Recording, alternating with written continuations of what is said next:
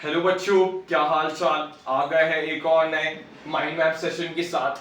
तो बेटा, previous mind map में अपन ने मैग्नेटिक इफेक्ट ऑफ करंट या फिर moving charges and magnetism complete किया था। वो लेक्चर रिकॉर्ड होने के बाद मुझे उसमें से छोटी सी एक मिस्टेक मुझे उसमें मिली, तो वो मैं आपसे थोड़ा डिस्कस करना चाह रहा हूँ। जल्दी से अपन 2 मिनट में देखेंगे। तो बेटा, एक फॉर्मूला था, दैट इज हमारे पास m is equals to e by 2m i omega square. ऐसे मैंने ओमेगा स्क्वायर यहाँ पे लिख दिया था, तो ये जो फॉर्मूला था वो गलत है, क्योंकि यहाँ पे ओमेगा नहीं होना चाहिए था, ये स्क्वायर नहीं होना चाहिए था। ये फॉर्मूला आपका हो जाएगा उसका। तो आप देख सकते हो मैग्नेटिक मोमेंट का जो आपके पास फॉर्मूला था वो ये हो जाएगा, that is e by 2m i omega. क्योंकि आपका, अगर आपने एनालॉजी से भी देखा तो आपका angular momentum will be I omega. गलती से मैंने फ्लो में वहां पे आई ओमेगा स्क्वायर का टर्म यूज कर दिया था, इसलिए ये ओमेगा स्क्वायर नहीं है, वहां पे ओमेगा का टर्म आएगा। तो आप प्लीज अच्छे से आप यहाँ पे देख सकते हो कि भाई ये आपका फॉर्मूला हो जाएगा। जिन्हें भी डाउट्स था, it is not important for boards, अभी भी कंसेप्ट क्लियरिटी के और फॉर्मूला के लिए अपन यहाँ पे डिस्कस में कर रहा हूँ। ठीक है, समझ में आ गई ये बात? ओके। तो आई होप आपको वो डाउट क्लियर हो गया होगा उस फॉर्मूला में, वो मैंने आपको बता दिया। वही छोटी सी अपनी मिस्टेक थी उस वाले माइंड मैप में, तो अपन यहाँ से वो देख सकते हैं कि कौन सा करेक्ट फॉर्मूला होगा। और आई होप आपको भी वो समझ आया होगा कि L is equals to I omega होना चाहिए था, वहां पे गलती से आई ओमेगा स्क्वायर लिख दिया था। ठीक है, तो अपन बढ़ते हैं इस चैप्टर की तरफ, that is your magnetism and matter. इस चैप्टर की ओर अपन यहाँ पे अभी बढ़ने वाले हैं। ठीक है, तो सर अपन ने देखा था जो सोलेनॉइड था और जो करंट कैरिंग लूप था वो आपका बार मैग्नेट की तरह बिहेव कर रहा था, लेकिन असलियत में बार मैग्नेट क्या होता है वो अपन इस चैप्टर में पढ़ने वाले हैं। तो बहुत एक इजी चैप्टर होता है, इसलिए अपन इसे अच्छे से देख लेंगे। ठीक है, तो यहाँ पे बेटा रिकैप अपन करेंगे जो अपन ने प्रीवियस चैप्टर में देखा था कि सर एक करंट का कैरिंग जो आपके पास लूप होता है वो एक बार मैग्नेट की तरह बिहेव करता है। क्या कोई मुझे इसकी डायरेक्शन बता सकता है? यस सर, मैग्नेटिक मोमेंट की direction will be your right hand thumb rule. अपन यहाँ पे देखेंगे तो इस तरफ कुछ हमारी मैग्नेटिक मोमेंट आ रही होगी। तो सर आपने बताया था यहाँ पे हम नॉर्थ पोल मान सकते हैं, यहाँ पे साउथ पोल मान सकते हैं, तो साउथ से नॉर्थ हमारी मैग्नेटिक फील्ड लाइन चलेगी। ठीक है, सबको ये बात समझ में आई? यस। तो इसका फॉर्मूला एक बार बच्चों अच्छे से देख लो, that is m is equals to NIA। ये अपन ने फॉर्मूला अच्छे से देखा था और टॉर्क वगैरह भी अपन ने इसके ऊपर डिराइव किया था। तो एक बहुत सिंपल सा और इजी सा ये आपका चैप्टर होता है, इसलिए अपन ये अच्छे से देख रहे होंगे। ठीक है, ये फॉर्मूला सबको समझ में आ गया? यस, ये फॉर्मूला सबको समझ में आ गया? यस सर, ये फॉर्मूला सबको समझ में आ गया। Yes, NIA, N is the number of turns, I is the current and A is the इस लूप का एरिया। तो ये एक वेक्टर क्वांटिटी होती है, इसकी डायरेक्शन एरिया वेक्टर की तरफ होती है। ठीक है, ये समझ में आ गया सबको? यस सर, ये समझ में आ रहा है। इजी सी बात है, अपन ने पिछले ही माइंड मैप में देखा था। Okay, yes sir. यहाँ पे देख लो डायरेक्शन ऑफ मैग्नेटिक फील्ड, ये पहले आपको बार मैग्नेट मालूम होना चाहिए। मैंने आपको पहले ही बता दिया था जो डायरेक्शन ऑफ मैग्नेटिक फील्ड होती है वो साउथ से नॉर्थ होती है inside the magnet, bar magnet, और आउटसाइड द मैग्नेट वो आपकी नॉर्थ से साउथ की तरफ होती है। ठीक है, तो सर अभी आप बार मैग्नेट के बारे में स्टार्ट कीजिए। ओके, तो बार मैग्नेट में क्या होता है, एक पोल होता है साउथ पोल, एक पोल होता है साउथ पोल, दूसरा पोल होता है नॉर्थ पोल। तो आपका जो बार मैग्नेट होता है वो एक मैग्नेटिक डायपोल की तरह बिहेव करता है। It behaves like a magnetic dipole. Dipole का मतलब क्या होता है, सिंपली दो पोल्स होते हैं तो उसे अपन डायपोल कहते हैं। इसे तुम इस चैप्टर को इलेक्ट्रोस्टैटिक्स एनालॉजी से अगर पढ़ोगे तो इससे इजी चैप्टर तुम्हारा कोई नहीं होगा। यस सर, कैसे? सर अगर मैं साउथ पोल की बात करता हूं तो मैं उसे -m लिखता हूं, -m। ये -m क्या होता है? माइनस मतलब ये साउथ पोल को मैं माइनस पकड़ रहा हूं। What is the m? m is the pole strength over here, मतलब एक पोल की पर्टिकुलर स्ट्रेंथ। जैसे आपका एक चार्ज होता है वैसे ही अपन यहाँ पे पोल स्ट्रेंथ डिफाइन करते हैं। ठीक है, तो मैंने माइनस किसको बोला है? साउथ को मैंने माइनस बोला है और नॉर्थ को मैंने प्लस बोला है। तो यहाँ पे वही मैंने लिखा हुआ है, south pole has a negative magnetic pole strength, has a negative magnetic pole strength मैंने यहाँ पे लिखा हुआ है। तो वो आप देख सकते हो। नॉर्थ पोल के पास कैसी मैग्नेटिक पोल स्ट्रेंथ होगी?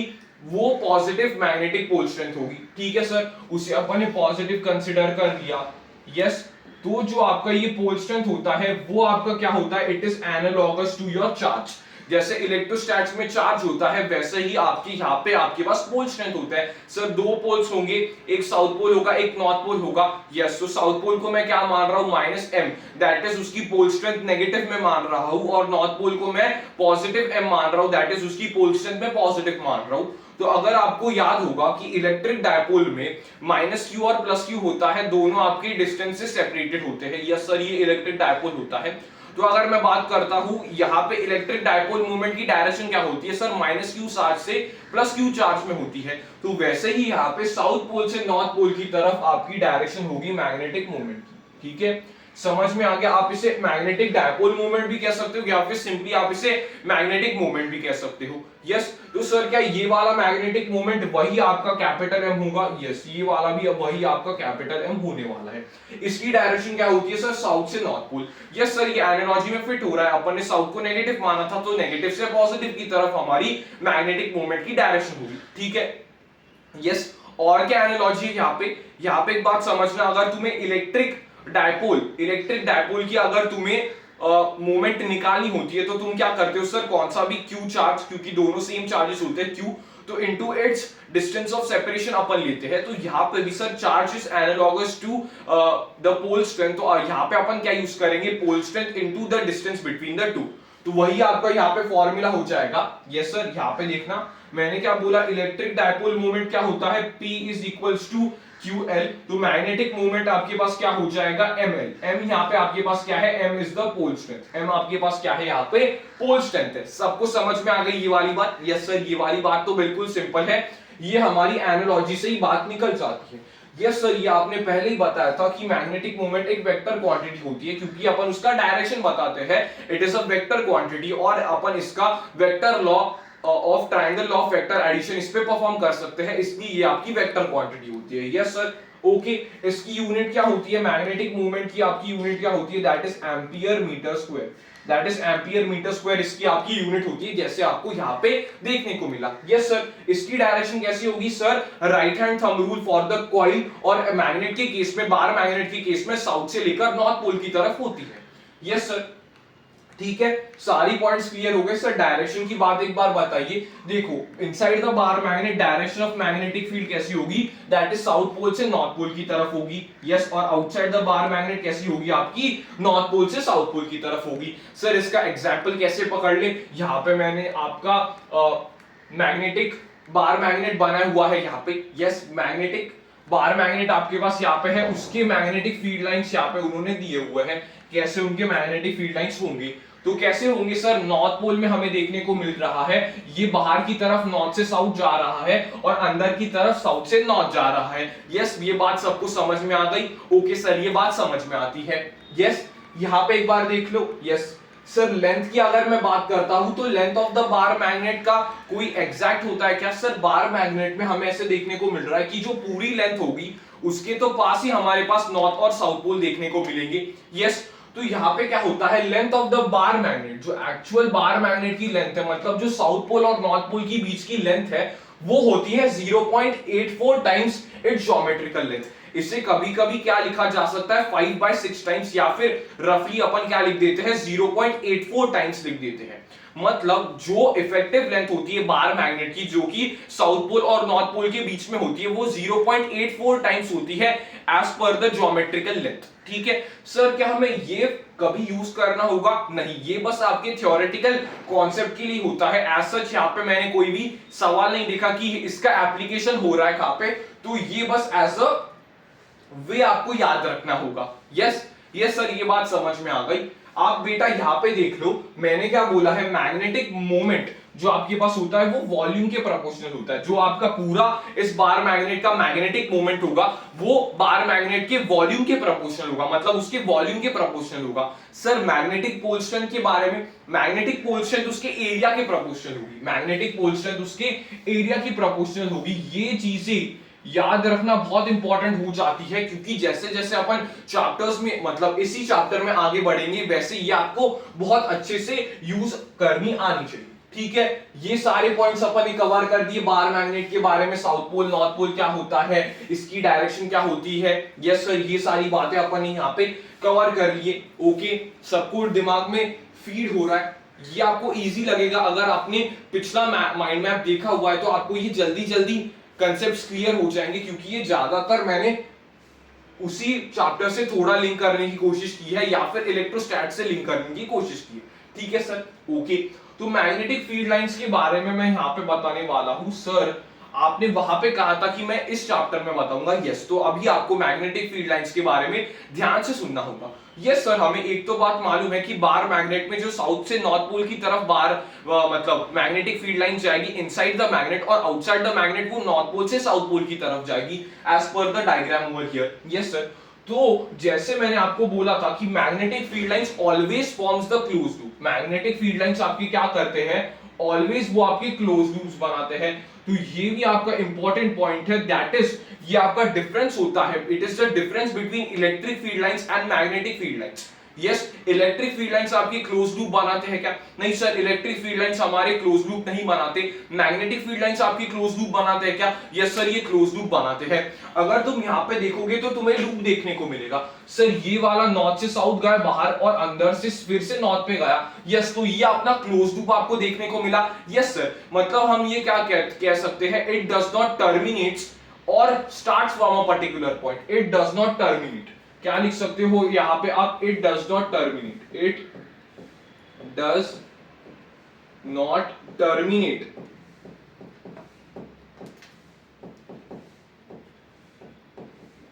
इट डज नॉट टर्मिनेट का मतलब क्या है, वो किसी पर्टिकुलर पॉइंट पे टर्मिनेट नहीं करता, वो क्लोज लूप्स बनाता है। ठीक है, पहला पॉइंट क्या है, magnetic field lines form a close loop. ये बात सबको समझ में आई? यस सर, ये बात हमें समझ में आ गई। ठीक है, दूसरा पॉइंट आपका बिल्कुल सेम है, जो मैं सर्कल कर रहा हूं वो पॉइंट बिल्कुल सेम है as the electric field lines. ठीक है, तो रिवाइज कर लो एक बात, a tangent drawn at the magnetic field, मतलब ये आपकी मैग्नेटिक फील्ड लाइंस है। अगर मैं यहाँ पे टेंजेंट खींचता हूं तो that will give me the direction of the net magnetic field at that particular point. इसका मतलब क्या है, अगर इस डायरेक्शन में मेरे पास मैग्नेटिक फील्ड लाइंस है और उस पे मैं टेंजेंट खींचूं, एक पर्टिकुलर पॉइंट पे मैं टेंजेंट खींचूं, तो आप क्या कह सकते हो, सर इस पर्टिकुलर पॉइंट पे मैंने टेंजेंट खींच ली। यस सर, इस पर्टिकुलर पॉइंट पे मैंने टेंजेंट खींच ली, तो ये टेंजेंट की डायरेक्शन मुझे बताएगी उस पॉइंट पे नेट मैग्नेटिक फील्ड की डायरेक्शन क्या है। यस, तो क्या सर ये इलेक्ट्रिक फील्ड लाइंस के साथ भी होता है? यस, अगर तुम इलेक्ट्रिक फील्ड लाइंस के ऊपर भी एक पॉइंट पे टेंजेंट खींचोगे तो वो बताता है कि electric field lines, electric field जो है वो नेट कहां पे लग रही है। यस सर, तो a tangent drawn at the magnetic field lines given the होना चाहिए यहाँ पे, give the direction of the net magnetic field at the point। ठीक है, समझ में आ गई ये बात? यस सर, ये हमारी इलेक्ट्रोस्टैट से काफी मिलती जुलती बात है। ओके भाई, आगे बढ़ते हैं। Magnetic field lines never intersect each other, क्या ये भी सर इलेक्ट्रोस्टैट्स में पढ़ते हैं? ये भी सर इलेक्ट्रोस्टैट्स में पढ़ते हैं, एक बार बताइए सब लोग। यस सर, ये भी हम इलेक्ट्रोस्टैट्स में पढ़ते हैं। ये बात भी हम इलेक्ट्रोस्टैट्स में पढ़ते हैं कि जो इलेक्ट्रिक फील्ड लाइंस होती है वो आपकी इंटरसेक्ट नहीं करती, वैसे ही आपके मैग्नेटिक फील्ड लाइंस भी नेवर इंटरसेक्ट करते हैं। सर अगर उन्होंने इंटरसेक्ट कर दिया तो क्या होगा, समझना एक बार। अगर मैग्नेटिक फील्ड लाइंस इंटरसेक्ट कर गए एक पॉइंट पे, तो अगर एक पॉइंट पे मैग्नेटिक फील्ड लाइंस इंटरसेक्ट कर गए तो उसके दो डायरेक्शंस बन सकते हैं। अगर मैंने टेंजेंट खींचा तो उसके दो डायरेक्शंस बन सकते हैं। तो एक ही पॉइंट के मैग्नेटिक फील्ड, एक ही पॉइंट पे मैग्नेटिक फील्ड के दो डायरेक्शन कैसे पॉसिबल है, तो वो बिल्कुल गलत हो जाएगा। ठीक है, ओके सर, ये बात समझ में आ गई। तो ये दो पॉइंट्स तो आपके इलेक्ट्रोस्टैट से ही मेल खाते हैं। बस पहला वाला आपका एक डिफरेंस था, जहां पे मैं टिक कर रहा हूं वो एक डिफरेंस की तरह एक्ट करेगा। Yes sir, magnetic field lines आपकी क्लोज लूप बनाते हैं, versus electric field lines close loop नहीं बनाते। ओके, यहां पे बेटा आगे बढ़ ले। These are not magnetic force lines, ये आपके पास क्या होगा, it is the important point जो मैं आपके साथ बताना चाह रहा हूं। These are not magnetic force lines, ये आपको कभी समझेगा जब भी आपने अच्छे से मैग्नेटिक इफेक्ट ऑफ करंट पढ़ा हो। कैसे सर, जिन्होंने अच्छे से पढ़ा है उन्हें ये पॉइंट पढ़ के ही समझ में आ जाएगा कि इसमें क्या घोल है। Yes sir, these are not magnetic force lines, these are not magnetic force lines। क्यों सर, अब यहां पे देखना ध्यान से, क्या सर मैग्नेटिक फील्ड इस डायरेक्शन में कहां पे होगी, फील्ड लाइंस के डायरेक्शन में सर मैग्नेटिक फील्ड लाइंस होगी। यस, फोर्स कहां पे लगेगा सर? अगर मैग्नेटिक फील्ड इस डायरेक्शन में है और आपको कौन सा चार्ज हो, पॉजिटिवली चार्ज हो, तो आप पे फोर्स क्या लगेगा सर? एक तो आपके ऊपर लग सकता है या फिर नीचे लग सकता है, वो फील्ड पे डिपेंड करता है। लेकिन इस लाइन पे क्या फोर्स लगता है? मैग्नेटिक फील्ड के डायरेक्शन में क्या फोर्स लगता है? नहीं सर, जितने भी हमने केसेस पढ़े हुए हैं कभी भी मैग्नेटिक फील्ड के डायरेक्शन में फोर्स नहीं लगता। तो मैग्नेटिक फील्ड जो है वो मैग्नेटिक फील्ड लाइंस के से दिखाऊंगा मैं। सपोज इस डायरेक्शन में मैग्नेटिक फील्ड है तो मैं मैग्नेटिक फील्ड लाइंस बनाऊंगा। तो मैग्नेटिक फील्ड लाइंस के डायरेक्शन में क्या मुझे फोर्स लग रहा है? नहीं सर, वो आपको ऐसे लग सकता है या फिर ऐसे लग सकता है। ओके, तो यहां पे एक बार फिर से पढ़ के देखना, these are not magnetic force lines. हाँ सर, क्योंकि जिस डायरेक्शन में मैग्नेटिक फील्ड है उस डायरेक्शन में तो फोर्स ही नहीं लग रहा, तो ये मैग्नेटिक फोर्स लाइंस नहीं होंगे, क्योंकि फोर्स तो हमेशा परपेंडिकुलर लगता है मैग्नेटिक फील्ड के भी और वेलोसिटी के भी। यस, वेलोसिटी के भी। यस सर, हमने वो फॉर्मूला पढ़ा है। यस, अभी इलेक्ट्रोस्टैट्स के साथ इसकी एनालॉजी मुझे बताओ कि इलेक्ट्रोस्टैट्स से सिमिलर पॉइंट है या डिसिमिलर पॉइंट है। जिसने भी ये बता दिया उसका कंसेप्ट हाईली क्लियर है। यस, ठीक है सर। इलेक्ट्रोस्टैट्स में अगर इलेक्ट्रिक फील्ड इस डायरेक्शन में है और आप पॉजिटिव चार्ज हो तो आपको उसी डायरेक्शन में फोर्स लगता था। यस, मतलब इलेक्ट्रिक फील्ड लाइंस के ही डायरेक्शन में मुझ पे फोर्स लग रहा था, तो मैं इलेक्ट्रिक फील्ड लाइंस को इलेक्ट्रिक फोर्स लाइंस या फिर फोर्स लाइंस भी कह सकता हूं, क्योंकि मुझे इलेक्ट्रिक फील्ड्स के ही डायरेक्शन में फोर्स लग रहा था। सर नेगेटिव चार्ज का क्या होगा? नेगेटिव चार्ज पे मुझे पीछे की तरफ फोर्स लगेगा, मतलब उस लाइन पे ही तो लग रहा है, ना परपेंडिकुलर ना किसी एंगल पे, उसी लाइन पे तो लग रहा है, इसलिए मैं उसे फोर्स लाइंस कह सकता हूं। ठीक है, तो ये डिफरेंस हो गया, तो ये टिक किया है, दिस इज अ डिफरेंस। ठीक है, समझ में आ गया बात? मैग्नेटिक फोर्स, ये इन्हें मैग्नेटिक फोर्स लाइंस नहीं कहते क्योंकि फोर्स इज परपेंडिकुलर। अपन ने ये पढ़ा है, force is perpendicular to the magnetic field. Yes sir, field lines आपके किसके होते हैं? It is directly proportional to the pole strength. ये भी आपकी जो पॉइंट है वो आपकी एग्जैक्टली इलेक्ट्रोस्टैट से लिंक करती है। कैसे सर? जितना ज्यादा चार्ज होगा एट अ पर्टिकुलर पॉइंट पे उतने ही ज्यादा उससे फील्ड लाइंस निकलते थे, इलेक्ट्रिक फील्ड लाइंस। वैसे ही जितनी ज्यादा पोल स्ट्रेंथ होगी उतने ज्यादा मैग्नेटिक फील्ड लाइंस वहां से निकलेंगे। Yes sir. तो सर हम ये कह सकते हैं कि जो इस पॉइंट है, मतलब ये पॉइंट जो है नॉर्थ और साउथ पोल, वहां पे आपकी मैग्नेटिक फील्ड स्ट्रेंथ ज्यादा होगी। यस, और जैसे सर आप दूर दूर जाते जाओगे वैसे आपकी फील्ड स्ट्रेंथ कम होगी, मैग्नेटिक फील्ड स्ट्रेंथ आपकी कम हो जाएगी। यस यस सर, समझ में आ गए ये सारे पॉइंट मैग्नेटिक फील्ड लाइंस के बारे में? यस सर, ये सारे पॉइंट्स बिल्कुल क्लिस्टर क्लियर है। मैं आपको रिवाइज करवा देता हूं। Magnetic field lines close loop बनाते हैं, वो किसी पॉइंट पे टर्मिनेट नहीं करते। Magnetic field lines magnetic force lines नहीं होते क्योंकि फोर्स वो परपेंडिकुलर लगता है। जितना ज्यादा पोल स्ट्रेंथ होगा उतने ज्यादा मैग्नेटिक फील्ड लाइंस वहां से निकलेंगे। एट अ पर्टिकुलर पॉइंट पे अगर मैं देखना यहां पे, एट अ पर्टिकुलर पॉइंट पे अगर मैं एक टेंजेंट ड्रॉ करता हूं तो वहां पे क्या देखने को मिलेगा? एट अ पर्टिकुलर पॉइंट अगर मैं टेंजेंट ड्रॉ करता हूं तो that will give me the direction of the net magnetic field. Okay, yes, magnetic field lines कभी भी एक दूसरे को इंटरसेक्ट नहीं करते हैं, जैसे इलेक्ट्रिक फील्ड लाइंस भी कभी भी एक दूसरे को इंटरसेक्ट नहीं करते। ठीक है, ओके, देखो भाई साहब, ये देख लिया बेटा?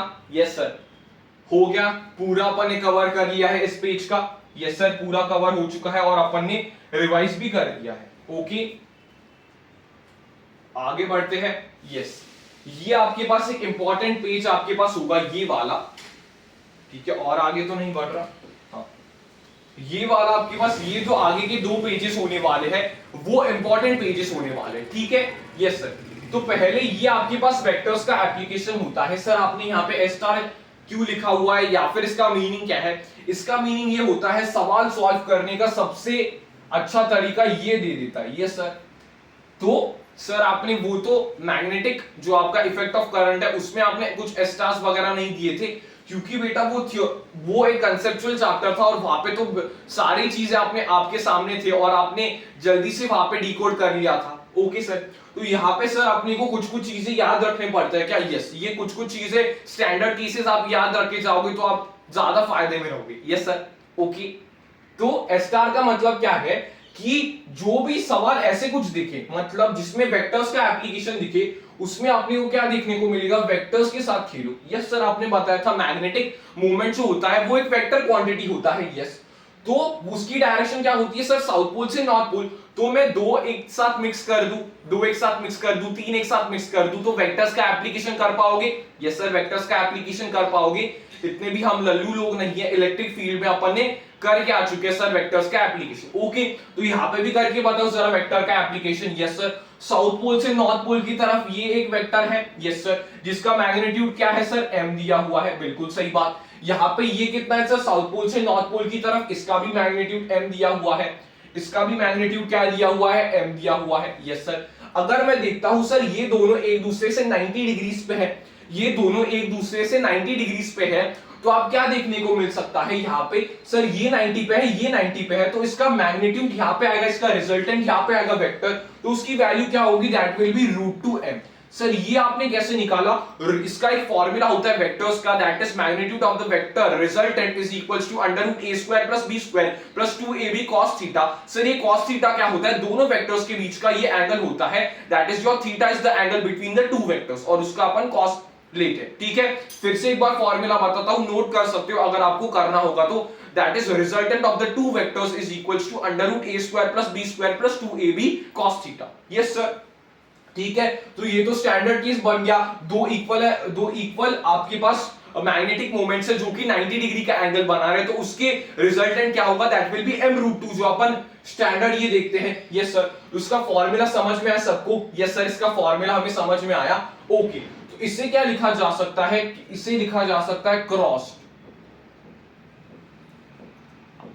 इस वाले पॉइंट को क्या लिखा जा सकता है, क्रॉस।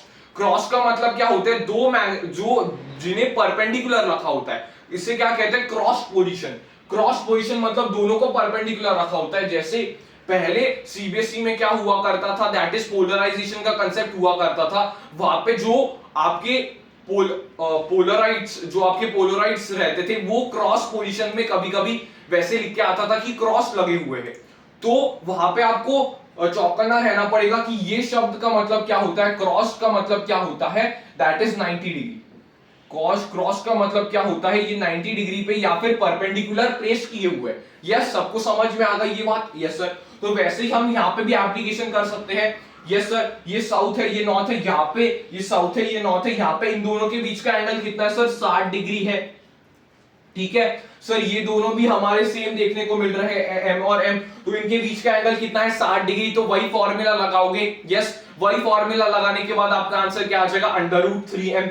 यस सर, √3m आ जाएगा। सर आप इसे जल्दी कैसे देख पा रहे हो, भाई वेक्टर्स का ही सिंपल एप्लीकेशन है। एस्टार ने कहा ना वेक्टर्स के साथ खेलना होता है ऐसे फॉर्मूलास में। ओके सर, ऐसे कंसेप्ट्स में वेक्टर के साथ खेलना होता है। ठीक है सर, तो वेक्टर्स में अगर आपको एंगल देखना है, अगर आपको थीटा देखना है, तो वेक्टर्स आपके कैसे अलाइन होने चाहिए, टेल टू टेल या फिर head to tail, head to head आपके अलाइन होने चाहिए। ठीक है, इसमें बच्चे जनरली गलती करते हैं, लेकिन बोर्ड्स में इसका कम चांसेस है आने का। लेकिन मैं आपको बता रहा हूं वेक्टर्स कैसे आप देखोगे एंगल को, that is tail to tail present होना चाहिए, मतलब टेल टू टेल जैसे इस कंडीशन में है, या फिर मुंडी टू मुंडी यहाँ पे लगना चाहिए, टेल टू टेल या फिर हेड टू हेड आपका एंगल होना चाहिए। ठीक है, ये बता लो, ये ऐड कर लो, अगर आपकी शॉर्ट नोट्स है तो इसमें ऐड कर सकते हो। ठीक है, yes sir, okay.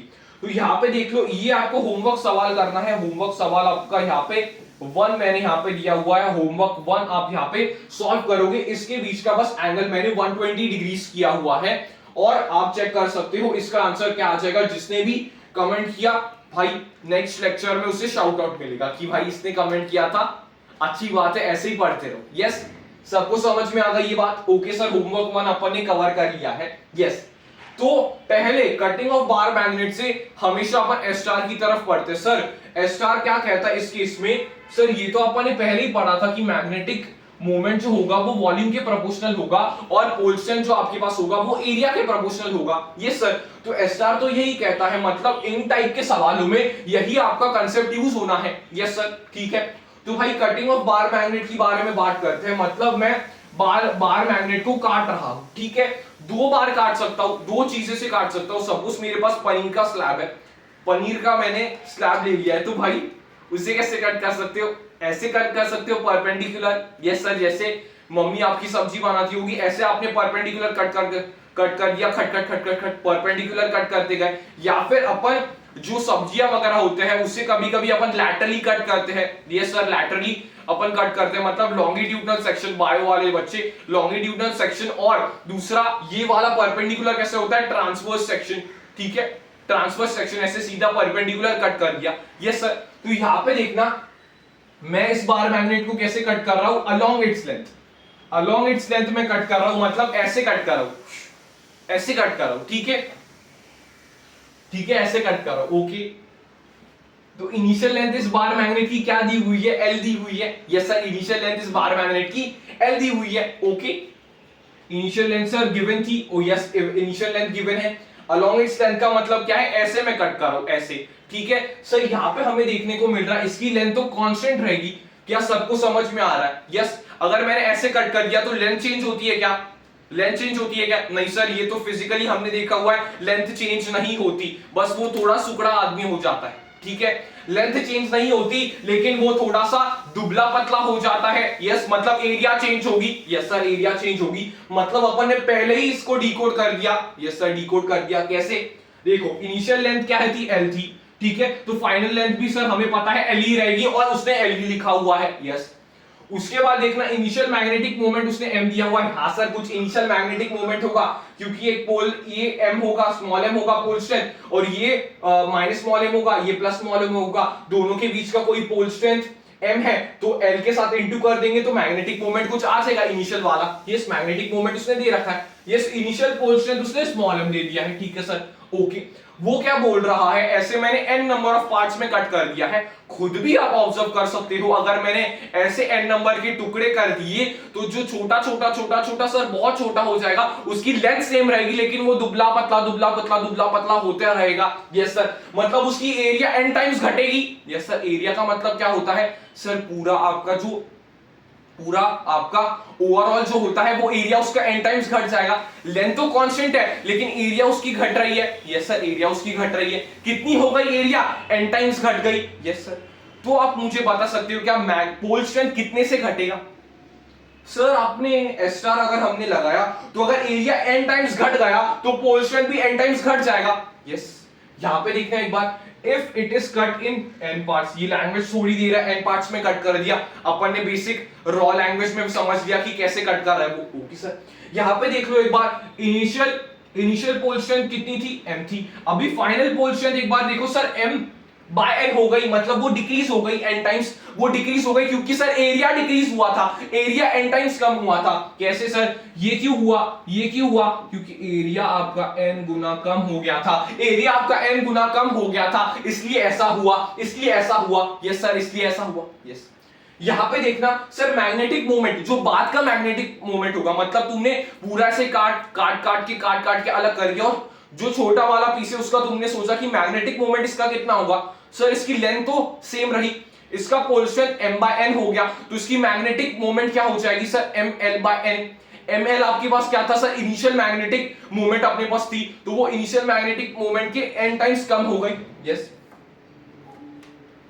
Final magnetic moment will be reduced n times. Yes sir, समझ में आ गई बात? यस, n टाइम्स कम हो गई। यस सर, n टाइम्स कम हो गई, पता चल गया ये। सर हमने तो ऐसे किया वॉल्यूम से, आपका इसका यूज करके, किसने वॉल्यूम से करने की कोशिश की? सर हमने की थी कि एरिया उसका n टाइम्स कम हो गया, लेंथ उसका तो कांस्टेंट है, तो वॉल्यूम उसका n टाइम्स कम हो जाएगा, क्योंकि volume is area into length, तो वॉल्यूम उसका n टाइम्स कम हो गया, तो ये भी n टाइम्स कम होगा। बिल्कुल सही बात, जिसने फॉर्मूला से किया, जिसने वॉल्यूम से किया, दोनों का आंसर सेम आया। यस सर, दोनों का आंसर सेम आ गया। ओके, तो ये आपको केस पहला समझ में आ गया। मैं कट कैसे कर रहा हूं सर, आप अलोंग द लेंथ कट कर रहे हो, ऐसे समुराई की तरह मैं कट कर रहा हूं, ऐसे along the length. Okay, along the length में कट कर रहा हूं। ठीक है, अलोंग द लेंथ के केस में क्या हुआ सर, लेंथ तो सेम रही, लेकिन मैग्नेटिक मूवमेंट जो है वो n गुना कम हो गया। क्यों सर, क्योंकि पोल स्ट्रेंथ उसका n गुना कम हो गया। बिल्कुल सही बात। यस सर, ये वाली सबको बात समझ में आई क्या? कटिंग ऑफ बार मैग्नेट का पहला केस सबको समझ में आना चाहिए। Yes sir, S star useful लगा? यस सर लगा। ओके, यहां पे बढ़ जा, भी bar magnet is cut into n parts perpendicular to the length, मतलब अभी तुम्हें कट करना है परपेंडिकुलर टू द लेंथ। क्या हो जाएगा यहां पे, मतलब कैसे काट रहा हूं, ऐसे ठक ठक ठक ठक। सर इसकी लेंथ तो कम हो जाएगी, इसकी लेंथ इस बार n टाइम्स कम हो जाएगी। अगर मैं तुमसे पूछता हूं एरिया कम होगा क्या? सर एक बात समझना पड़ेगा, इसका पहले एरिया क्या था? सर इसका एरिया तो, ये एक बार मैग्नेट है तो इसका कुछ अमाउंट ऑफ एरिया होगा। एक बार ऐसे देखो, ये अगर है, अगर मैं ऐसे कट कर देता हूं तो इसका एरिया तो इतना ही है। तो क्या इसके एरिया में फर्क पड़ेगा? क्या इसके एरिया में फर्क पड़ेगा?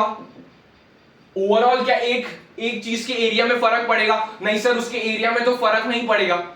उसका एरिया तो उतना ही था सर, उसका रेक्टेंगुलर पीस है, उसका एरिया तो उतना ही था। ये सर उसका एरिया भी इतना था, क्योंकि एरिया अपन पूरा देखते हैं ना भाई, उतना एरिया उसके पास था। ये सर तो एरिया यहाँ पे कांस्टेंट रहा है, एरिया यहाँ पे क्या रहा है? कांस्टेंट रहा है। इस केस में क्या हो रहा है? एरिया कांस्टेंट रहा। इस केस में क्या रहा? एरिया कांस्टेंट रहा, लेकिन क्या बदला? सर लेंथ बदल गई। कैसे? कट कट करके लेंथ आप देखोगे बार का छोटा छोटा छोटा छोटा होता जाएगा। लेंथ उसकी कम होती है लेकिन एरिया उसकी वही होती है। सब बेसिक से एनालाइज करके देखो, एक पनीर का क्यूब है तो उसको अपन स्लाइसेस में कट करते हैं, स्लाइसेस में अगर अपन उसे कट करते हैं सर लेंथ उसकी कम होती है। वैसे इस केस में अपन देखेंगे कि लेंथ उसकी कम होगी लेकिन बार मैग्नेट का जो ओवरऑल एरिया है वो सेम रहेगा। ठीक है, ये जनरली कंफ्यूज होते हैं कि सर फील नहीं हो रहा हमें, ऐसे कट करने के बाद बच्चे क्या कहते हैं एरिया भी कम हो जाएगा। लेकिन अगर आपको समझ में आ गया तो अच्छी बात है, वरना आपको ध्यान में रखना ही पड़ेगा कि सर इस केस में एरिया कांस्टेंट होता है। Yes yes sir, area constant होगा। सर उसने वही बातें की कि इनिशियल लेंथ कुछ L दी होगी, okay sir, initial position small m दी होगी, initial magnetic moment capital M दी हुई। Yes sir. सर लेंथ अगर n टाइम्स कम हो गया, ओके सर, लेंथ अगर n टाइम्स कम हो गया, यस दिख रहा है ये सर। लेंथ का क्या सबको फील हुआ? एरिया का चलो नहीं फील हुआ लेकिन लेंथ का तो फील हुआ होगा, n टाइम्स कम हो गया। यस सर, लेंथ तो सर n टाइम्स कम हो गया, यस, लेकिन पोल स्ट्रेंथ उसका वही रह गया। पोल स्ट्रेंथ उसका क्या रहता है? वही रहता है। पोल स्ट्रेंथ उसका क्या रहता है? वही रहता है। क्यों सर? क्योंकि area remain same. Pole strength वही क्यों रहा? क्योंकि एरिया सेम रहा, इसलिए area is proportional to pole strength. अगर एरिया सेम रहा है तो पोल स्ट्रेंथ भी सेम रहेगा। यस सर, तो पोल स्ट्रेंथ सेम रहा। तो अगर मैंने तुम्हें पूछा कि मैग्नेटिक मोमेंट का क्या होगा, सर मैग्नेटिक मोमेंट भी n टाइम्स कम हो जाएगा, क्योंकि इस केस में लेंथ n टाइम्स कम हो गई है तो मैग्नेटिक मोमेंट भी n टाइम्स कम होगा। यस, n टाइम्स कम होगा।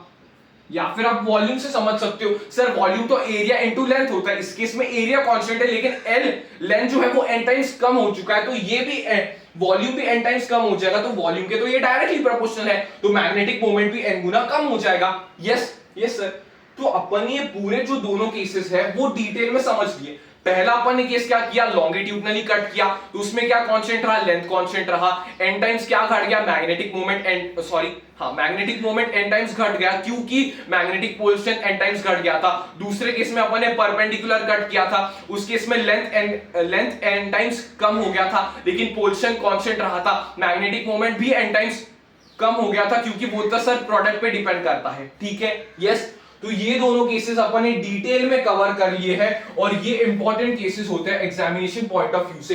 ठीक है, समझ लो इन केसेस को अच्छे से।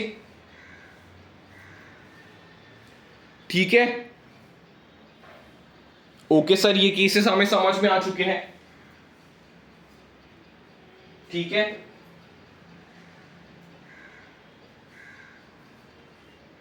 हाँ, one of the most important part आपका आ चुका है इस लेक्चर का, दैट इज दिस वाला part, that is your bending your bar magnet. मतलब बार मैग्नेट को अपन बेंड कर रहे हैं। पहले अपन क्या कर रहे थे सर? काट रहे थे। अभी बार मैग्नेट को अपन बेंड कर रहे हैं। तो बेंड करने के दो केसेस होंगे। क्या केसेस होंगे? दो केसेस कि पहले मैंने उसे ऐसे बेंड किया, ऐसे ऐसे, मतलब मैं उसका आर्क बना रहा हूं, जैसे आप रॉड बेंड करते हो ऐसे। देखा होगा आपने मशीन वगैरह यूट्यूब पे की, ऐसे बेंड करके ऐसे बॉडी वगैरह के लिए वो बनाते हैं, ऐसे पूरा बेंड करके। तो वैसे अपन एक रॉड को ऐसे बेंड करने की कोशिश कर रहे हैं। ठीक है सर, वैसे अपन बेंड कर रहे हैं। दूसरी बेंडिंग कैसे होगी? सेंटर से, मतलब सेंटर से ऐसे जैसे लकड़ी होगी जो कि अटैच्ड होगी, तो अपन ने उसे मोड़ दिया तो कुछ ऐसे एल शेप में कुछ लकड़ियां हो जाते हैं, स्ट्रेट से एल शेप में हो जाते हैं, तो अपन उसे सेंटर से मोड़ते हैं। क्या करते हैं? अपन उसे सेंटर से मोड़ते हैं। इसे अपन कैसे मोड़ रहे थे? फर्स्ट केस में साइड से मोड़ रहे थे। Yes sir. इन दोनों में क्या फर्क है सर? क्या ये कॉम्प्लिकेटेड होने वाला है?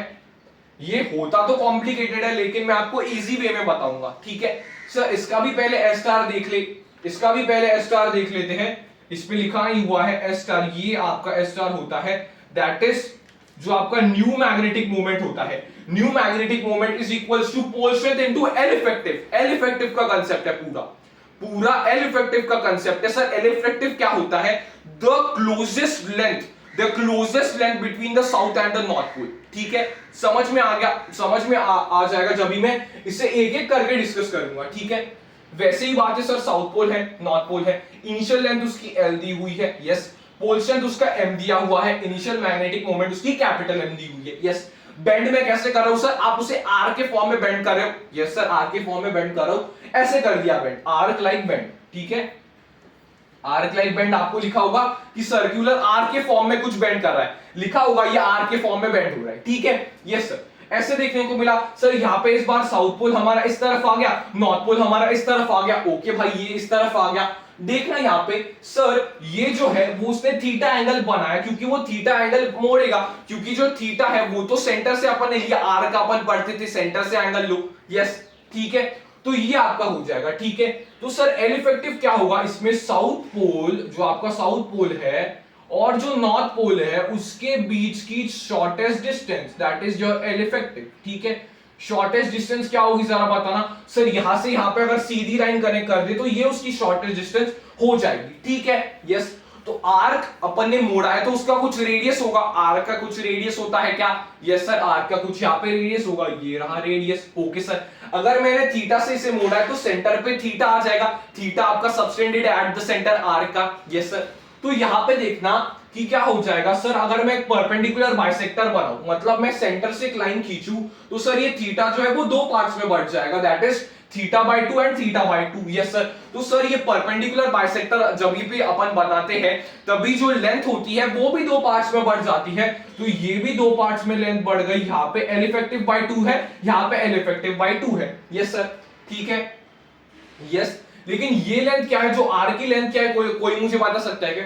सर इसकी लेंथ एल है तो ये आर की लेंथ भी एल होगी, क्योंकि अपन ने उसे मोड़ा था तो उसकी लेंथ तो एल ही रहेगी आर की, यस।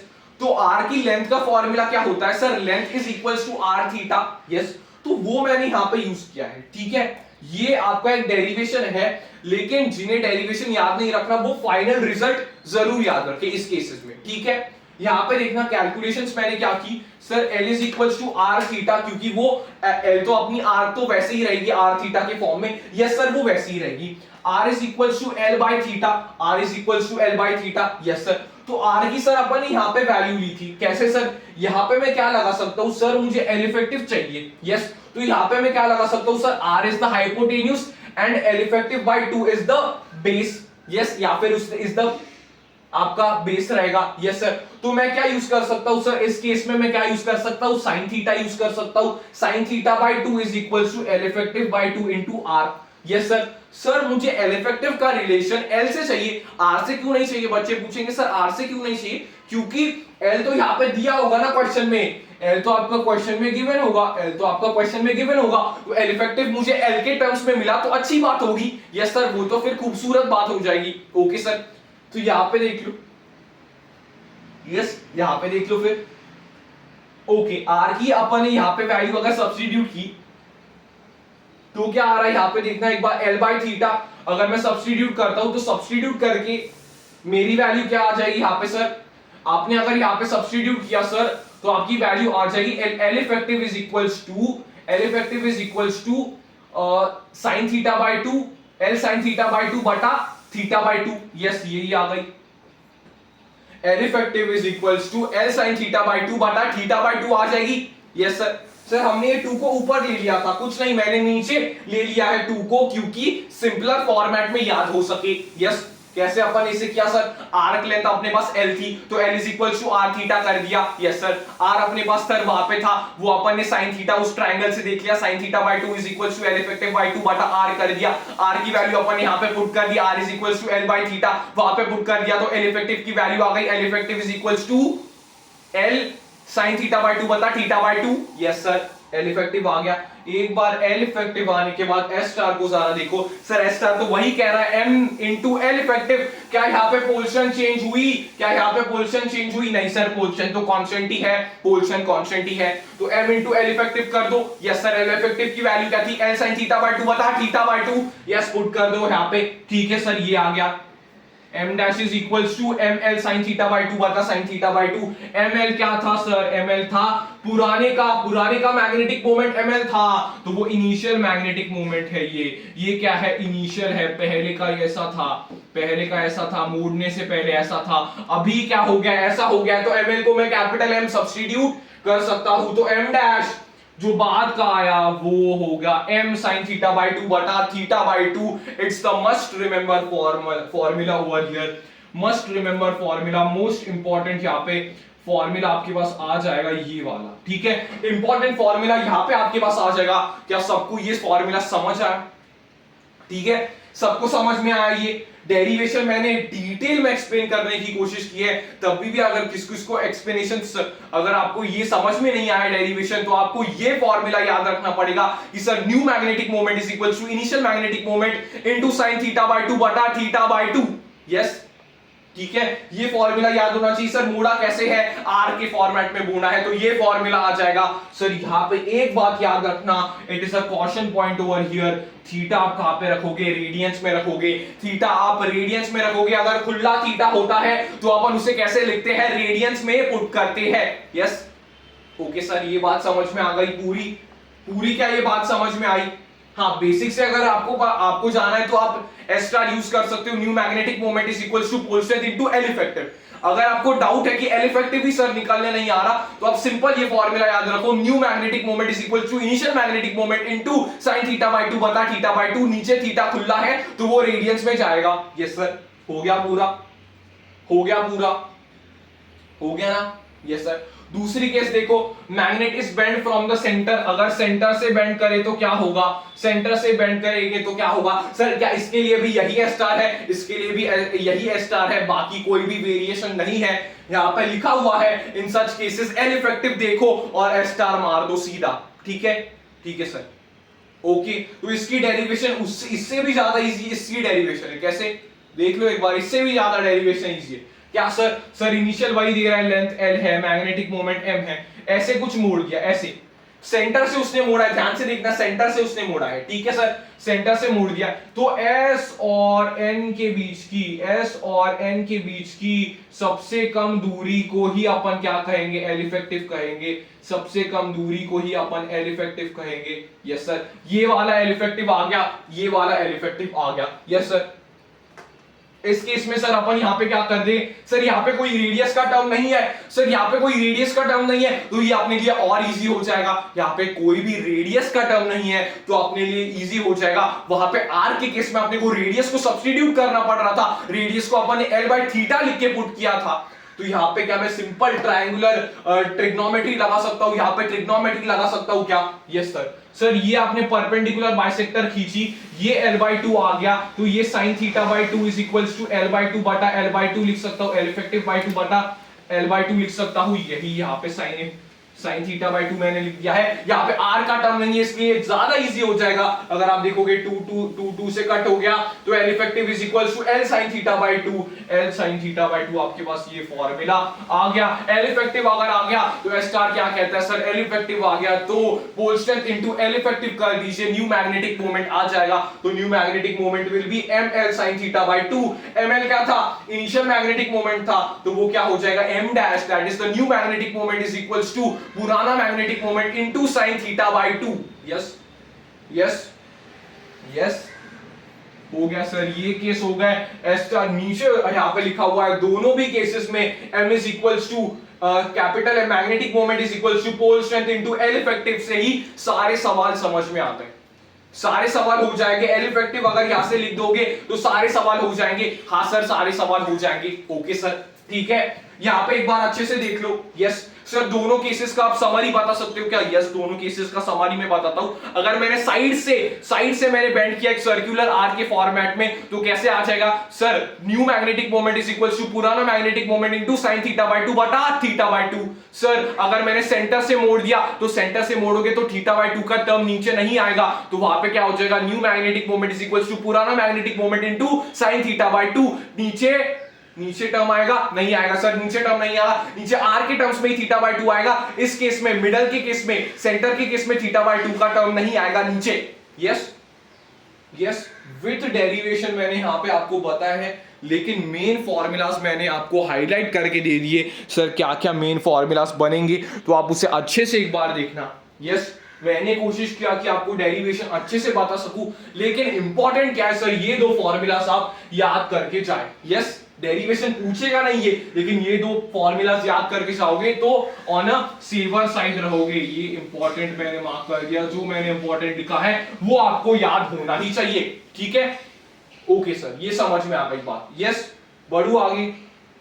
यस सर, बढ़िए जरा आगे, बढ़िए जरा, देखते हैं सर आगे क्या है। ये भाई साहब इजी है, ये करोगे, ये कर लो। इलेक्ट्रिक डायपोल मोमेंट की पूरी एनालॉजी, इलेक्ट्रिक डायपोल की पूरी एनालॉजी इसमें ही है, बाकी पूरा खत्म हो जाएगा। कैसे सर, ये देख लो, मैंने यहां पे क्या बनाया है, बार मैग्नेट बनाया हुआ है यहां पे। सर बार मैग्नेट में क्या होता है, डायरेक्शन क्या होती है मैग्नेटिक मोमेंट की सर, साउथ से लेकर नॉर्थ पोल। तो ये वाली डायरेक्शन होगी,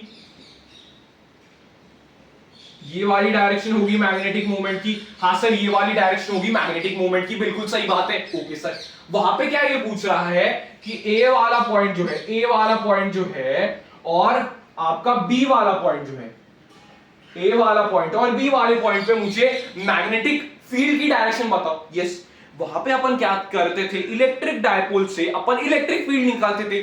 तो ये क्या है, मैग्नेटिक डायपोल मोमेंट है, तो वहां से अपन क्या निकालेंगे, मैग्नेटिक फील्ड निकालेंगे। यस सर, तो उसने क्या बोला है, ए और बी पॉइंट पे मुझे डायरेक्शन बताओ। मुझे मैग्नीट्यूड चाहिए ही नहीं, मुझे डायरेक्शन तुम बता दो। यस सर, यहाँ पे देखते हैं डायरेक्शन कैसे होगा। यस, ये कौन से पॉइंट से सर, ये वाला एक्सियल पॉइंट है, ये वाला भी सर एक्सियल पॉइंट है। ये दोनों पॉइंट कैसे हुए, एक्सियल पॉइंट्स हुए। यस सर, तो इलेक्ट्रिक डायपोल में आपके पास क्या होता था, एक्सियल पॉइंट्स के सर, एक्सियल पॉइंट्स में हमारे पास वो होता था मैग्नेटिक, जो इलेक्ट्रिक डायपोल है उसकी डायरेक्शन में सर इलेक्ट्रिक फील्ड आती थी। तो इस केस में भी वही होगा, जो मैग्नेटिक फील्ड होगी एक्सिस पे वो मैग्नेटिक मोमेंट के ही डायरेक्शन में आएगी। यस सर, कैसे सर, यहां पे कैसी होगी, अगर साउथ से नॉर्थ की तरफ है तो मैग्नेटिक फील्ड यहां पे कैसी होगी सर, साउथ से नॉर्थ इसी डायरेक्शन में होगी, इसी डायरेक्शन में होगी। यहां पे कैसी होगी सर मैग्नेटिक फील्ड, सर यहां पे भी मैग्नेटिक फील्ड इसी डायरेक्शन में होगी। यस सर, अभी सर उसका मैग्नीट्यूड का करे तो करे क्या सर, वहां का फॉर्मूला क्या होता था सर, वहां का फॉर्मूला होता था 2kp बटा r² होता था। r is the distance sir, r is the distance from the centre. Yes, तो सर वो तो अपन शॉर्ट डायपोल के लिए यूज करते थे, तो अगर मैंने इसे भी शॉर्ट डायपोल माना, इसे भी अगर मैंने शॉर्ट डायपोल माना, तो सर वही फॉर्मूला रह जाएगा 2km/r³। सर यहाँ पे k और वो k में क्या फर्क है, ये k क्या होता है, it is the magnetic constant, जो मैंने वहां पे बताया था, दैट इज μ0/4π। ठीक है, यहां पे k क्या होगा, μ0/4π होगा। अगर आपको इसकी वैल्यू याद है तो आप कमेंट में लिखना सर, इसकी वैल्यू हमने पढ़ी हुई है, इसकी वैल्यू है 10⁻⁻⁷ इसकी वैल्यू होती है। ठीक है, तो k यहाँ पे क्या है सर, k यहाँ पे क्या है सर, वही है क्या, इलेक्ट्रोस्टैट्स का। मैंने क्या बोला था, जब भी मैं मैग्नेटिज्म से रिलेटेड टॉपिक बोलूं और जब भी मैंने k लिख दिया तो उसका मीनिंग क्या होगा सर, आपने बोला था μ0/4π होगा उसका मीनिंग। यस सर, तो μ0/4π होगा। Yes sir, μ0/4π। वहां पे मैंने k क्यों लिखा है, क्योंकि सर सिंपल लगे, दोनों फॉर्मूलाज में एनालॉजी समझ में आई, इसलिए आपने वहां पे वो लिखा था। यस, तो k क्या पुट करोगे, μ0/4π पुट करोगे। यस सर, तो वहां पे देखना a और b उसने यहां पे लिख दिया कि a और b तो एक्सियल पॉइंट्स है सर, a और b तो एक्सियल पॉइंट्स है, तो उनकी मैग्नेटिक फील्ड क्या होगी, magnetic field will be parallel to the direction of the magnetic moment. जैसे इलेक्ट्रिक डायपोल का केस होता है वैसे ये वाला भी केस होगा। वहां पे क्या होता था, 2kp/r³ होता था इलेक्ट्रिक फील्ड में। यहां पे बस आप सिंपल क्या कर रहे हो, इलेक्ट्रिक डायपोल मोमेंट p को मैग्नेटिक डायपोल मोमेंट m से रिप्लेस कर रहे हो और इलेक्ट्रिक फील्ड को b से रिप्लेस कर रहे हो। यही पूरी एनालॉजी है जो आगे भी काम आएगी। यस सर, तो यहां पे क्या हो जाएगा, b at the axis is equals to 2km/r³, where m is the magnetic moment। Yes sir, r³ is the distance। ये मैंने क्या लिखा हुआ है, शॉर्ट डायपोल के लिए लिखा हुआ है या फिर आइडियल डायपोल के लिए मैंने यहां पे लिखा हुआ है। ठीक है सर, ओके। इक्वेटोरियल लाइन पे मुझे बताओ सर, इक्वेटोरियल लाइन पे अगर हमें A और मतलब C और D पे चाहिए, अगर हमें C और D पे चाहिए तो हम क्या करेंगे सर, तो यहाँ पे भी वही वाली एनालॉजी लगाओ सर। वहां पे ये C और D वाले इक्वेटोरियल पॉइंट्स होते थे, अगर ये इक्वेटोरियल पॉइंट्स है तो इनकी जो मैग्नेटिक फील्ड होगी वो डायपोल मोमेंट के ऑपोजिट डायरेक्शन में होनी चाहिए। यस, एनालॉजी लगा दी। यहाँ पे देखो एक बार, ये सर ये भी ऑपोजिट डायरेक्शन में है, ये भी ऑपोजिट डायरेक्शन में है, मतलब मैग्नेटिक मोमेंट के ऑपोजिट डायरेक्शन में यहां पे मैग्नेटिक फील्ड आएगी। यस सर, ठीक है। तो यहां पे एक बार देख लो, इक्वेटोरियल पॉइंट जो आपके पास होते हैं, इक्वेटोरियल पॉइंट जो होते हैं, यहां पे जो मैग्नेटिक फील्ड होती है that is anti parallel, to the direction of the magnetic moment. Okay sir, बात क्लियर है? बात क्लियर है क्या? यस सर, मैग्नेटिक मोमेंट आपका जो होगा, मैग्नेटिक फील्ड जो उस पॉइंट पे होगी, इक्वेटोरियल पॉइंट पे, वो मैग्नेटिक मोमेंट के उल्टे डायरेक्शन में होगी। बात क्लियर है? यस सर, बात क्लियर है। अगर सर इसका कोई हमसे मैग्नीट्यूड पूछे तो वो क्या होगा, शॉर्ट डायपोल के लिए, आइडियल डायपोल के लिए ये क्या होगा, km/r³। यहाँ पे k क्या होगा एक बार फिर से बताना सर, आपने कहा था मैग्नेटिज्म में जब भी मैं k की बात करूंगा तो वो μ0/4π होगा, μ0/4π r³ ऊपर m आ जाएगा। m is the magnetic moment, m is the magnetic moment. Yes, सबको समझ में आ गई ये वाली बात? यस सर, बात सबको समझ में आती है, ये वाली बातें सबको क्लियर है सर। वही एनालॉजी है, वही एनालॉजी है, यहाँ पे देखना वही एनालॉजी है sir. What are the actual फॉर्मूले? ये आपके जैसा ही बच्चा आप यहाँ पे पूछ रहा है एक्चुअल फॉर्मूला क्या है सर। आप शॉर्ट डायपोल लिख के, आइडियल डायपोल लिख के आप निकल गए, आइडियल डायपोल लेके आप निकल गए, लेकिन एक्चुअल फॉर्मूला क्या है जो सर डेरिवेशन से आता है सर। डेरिवेशन से एक्चुअल फॉर्मूला क्या आता है, वो ये होता है 2km/r, 2km/r बटा r² माइनस a² की पावर स्क्वायर आपके पास आ जाता है। एक्सिस पे ये वाला फॉर्मूला होता है, एक्सिस पे ये वाला फॉर्मूला होता है। इक्वेटर पे फॉर्मूला क्या होता है, km बटा r² प्लस a² की पावर 3/2। यहाँ पे रिंग जैसा आता है, r² प्लस a² की पावर 3/2 आपका यहाँ पे देखने को मिलता है। ऊपर एक्सियल में ऊपर r का टर्म आता है, इसलिए वो याद रखोगे, ठीक है। तो एग्जैक्ट फॉर्मूलास मैंने आपको बता दिया। एक्सिस पे क्या होता है 2km r बटा r² minus a² whole power 2, और इक्वेटर पे क्या होता है km, इक्वेटर पे क्या होता है km बटा r² प्लस a² की पावर 3/2 होता है, ठीक है। समझ में आ गई बात? यस सर, बात हमें समझ में आ गई। यस, तो यहां पर ही मैंने इलेक्ट्रोस्टैट्स एनालॉजी लिखी हुई है। क्या एनालॉजी है, P को बदलो M में और E को बदलो B में, यही पूरी आपकी एनालॉजी है इलेक्ट्रोस्टैट्स में और मैग्नेटिज्म में। इसके अलावा कोई भी मैग्नेटिज्म और इलेक्ट्रोस्टैट्स में डिफरेंस नहीं है इन वाले फॉर्मूलास में। सर हमने M को बदल दिया P में और यहाँ पे R लिख दिया, तो ये फॉर्मूला भी सेम आ गया, ये फॉर्मूला भी सेम आ गया। सर इस स्लाइड से हमें समझ में आ रहा है इलेक्ट्रोस्टैट्स में और इसमें कितनी ज्यादा एनालॉजी है। बस P को बदल देंगे M से और B को और E को बदल देंगे M से, E को बदल देंगे B से। यस सर, यहाँ पे लिखा हुई है बात, आप सिंपल ये बात आप शॉर्ट नोट्स में ऐड करके ये सारे फॉर्मूलास एक ही साथ उड़ा सकते हो, उड़ा सकते हो। मतलब आपका इलेक्ट्रोस्टैट्स का भी यहाँ पे रिवीजन हो गया कि सर इलेक्ट्रोस्टैट्स में भी डायपोल मोमेंट के यही फॉर्मूलास होते हैं, यही डायरेक्शन होती है जैसे मैग्नेटिक डायपोल में होती है डायरेक्शंस, और वो सारी चीजें सेम रहेंगे। बस वहां पे k क्या होता है, दैट इज 1/4πε0। यहाँ का k क्या होता है, μ0/4π होता है। Yes sir.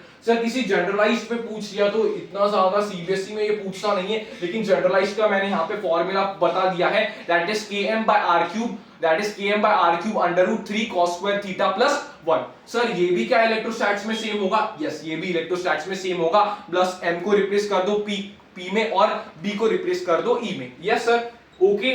फॉर्मूले सबको समझ में आया? ये वाला पार्ट सबसे इजी पार्ट था, सबसे इजी पार्ट था। आई होप सबको समझ में आ गया। सर ये आइडियल डायपोल आप कह रहे थे या फिर शॉर्ट डायपोल आप कह रहे थे, इसका मीनिंग क्या है? जो इन दोनों के बीच का डिस्टेंस है, मतलब a मैंने यहां पे लिया है, a लिया है, टोटल इन दोनों के बीच का डिस्टेंस क्या है सर, 2a है। तो ये a जो है वो बहुत कम होगा, वो बहुत कम होगा। जहां पे अपन फील्ड कैलकुलेट कर रहे हैं उससे r से ये जो a है वो बहुत कम होगा, r से जो ये a है वो बहुत कम होगा। इसलिए अपन इसे क्या कहते हैं, शॉर्ट डायपोल या फिर आइडियल डायपोल कहते हैं। मोस्ट ऑफ द क्वेश्चंस आपको इसी से देखने को मिलेंगे, शॉर्ट डायपोल से या फिर आइडियल डायपोल से। मोस्ट क्वेश्चंस आपको इससे ही देखने को मिलेगा। ओके सर, यस यस, देख लो इसे अच्छे से बेटा, देख लो इसे अच्छे से, देख लो इसे अच्छे से। यस सर, ये तो पूरा एनालॉजी था, इसलिए हमें फील नहीं हुआ कि सर हमने कुछ पढ़ा भी है क्या नहीं, हमने कुछ पढ़ा भी है क्या नहीं। यस, उसके बाद वाला स्लाइड भी वैसा ही लगेगा, उसके बाद वाला स्लाइड भी वैसा ही लगेगा। सर ये तो हमने इलेक्ट्रिक डायपोल का में भी पढ़ा था, एक्सटर्नल इलेक्ट्रिक फील्ड में, वैसे ही अपन यहाँ पे डायपोल लेके आए थे सर, ये तो चीजें सब हमने वहां पे भी पढ़ लिए हैं मूविंग चार्जेस एंड मैग्नेटिज्म में। वहां पे सर अपन एक रेक्टेंगुलर कॉइल लिया था जिससे करंट पास कर रहा था। यस, तो कॉइल में जिसमें करंट पास कर रहा है वो भी बार मैग्नेट की तरह बिहेव करता है, तो उसका और इसका सेम ही रिलेशन था, मैंने आपको तभी भी बताया था। यस, तो जल्दी से इसका रिकैप कर लेते हैं। यस सर, मैंने यहाँ पे क्या पकड़ी है, बी एक्सटर्नल, मैंने यहाँ पे यूनिफॉर्म पकड़ा हुआ है। ये वर्ड याद रखना, यूनिफॉर्म मैग्नेटिक फील्ड मैंने यहाँ पे रखी हुई है। तो फोर्स जो होगा, जो नेट फोर्स होगा वो ऑलवेज जीरो लगेगा। जो फोर्स होगा, नेट फोर्स जो होगा वो ऑलवेज जीरो लगेगा। क्यों सर? तो यहाँ पे अगर मेरे पास साउथ पोल है तो साउथ पोल कैसा होता है सर, माइनस एम होता है, तो उस पे फोर्स क्या लगेगा, एम बी। सर ये कैसे आया, जैसे इलेक्ट्रिक फोर्स क्या लगता था, क्यू ई, वैसे जो चार्ज है that is analogous to pole strength, और जो ई है that is analogous to B. तो आप क्या लिख सकते हो, एम बी लिख सकते हो। इस डायरेक्शन में है तो नेगेटिव चार्ज पे फोर्स कहां पे लगता था सर, ऑपोजिट लगता था। तो यहाँ पे भी इस पे फोर्स कैसे लगेगा सर, माइनस एम वाला है, माइनस एम वाला है, इसलिए इस पे ऑपोजिट डायरेक्शन में लगेगा। यस सर, यहाँ पे सर प्लस एम वाला है तो उसमें सर उसी डायरेक्शन में रहेगा, उसमें सर उसी डायरेक्शन में रहेगा। तो ओवरऑल नेट क्या हो जाएगा, ओवरऑल नेट क्या हो जाएगा सर, यहाँ पे ओवरऑल नेट क्या हो जाएगा, overall net force will be zero over here. Sir two equal and opposite forces आपके क्या करते हैं, टर्निंग इफेक्ट प्रोड्यूस करते हैं, टॉर्क प्रोड्यूस करते हैं, टॉर्क प्रोड्यूस करते हैं, that is it is acting as a couple. Yes sir, ये कपल की तरह एक्ट कर रहा है। यस सर, अगर यहाँ पे बेटा थीटा है, एम की डायरेक्शन क्या होगी, एम और बी के बीच का एंगल थीटा होता है सर, टॉर्क का फॉर्मूला बता सकते हो। यस सर, हमने पढ़ा हुआ है टॉर्क का formula, that is M B sine theta. Yes, देख लो यहाँ पे torque is equals to M cross B होता है। एम क्रॉस बी सर हमने डिराइव भी किया हुआ है, एम क्रॉस बी आता है। यस, तो एम क्रॉस बी हुआ, torque is equals to M B sine theta आ गया। यस सर, आ गया। टॉर्क मैक्सिमम कहां पे था सर, 90 पे था, दैट इज एम बी था। यस सर, हमने पूरा पढ़ा हुआ है सर, यही बात है हमने वहां पे भी किए थे, बस वहां पे अपन ने रेक्टेंगुलर कॉइल के लिए बात की थी, तो वही सेम यहाँ पे भी बात होगी, कोई भी वहां पे टेंशन की जरूरत नहीं है। Yes sir, yes sir, potential energy भी आपने बताई थी, that was minus m dot b, that was minus m dot b. yes sir, that was minus m dot b. yes sir, तो पोटेंशियल एनर्जी क्या होगी sir, minus mb cos theta, क्योंकि sir यहाँ पे डॉट प्रोडक्ट है तो यहाँ पे cos थीटा का टर्म आ जाएगा। यस, cos थीटा का टर्म आ जाएगा। वहां पे मैंने पोटेंशियल एनर्जी के बारे में डिटेल में क्यों नहीं लिखवाया था, क्योंकि यहाँ पे आपको ज्यादा फील होगा कि सर अगर ये अलाइन कर गया, अगर ये थीटा जीरो बना रहा है तो ये स्टेबल हो जाएगा। अरे अलाइन कर दोगा तो उस पर टॉर्क वगैरह अलाइन कर गया, वो तो स्टेबल हो जाएगा। अलाइन कर गया, वो 0 डिग्री बना रहा है तो वो कर गया अलाइन, तो वो स्टेबल इक्विलिब्रियम में रहेगा। क्यों सर, क्योंकि उसकी पोटेंशियल एनर्जी उस पॉइंट पे मिनिमम होगी। कैसे सर, 0 डिग्री पे एक बार देखो तो potential energy minus M B आती है।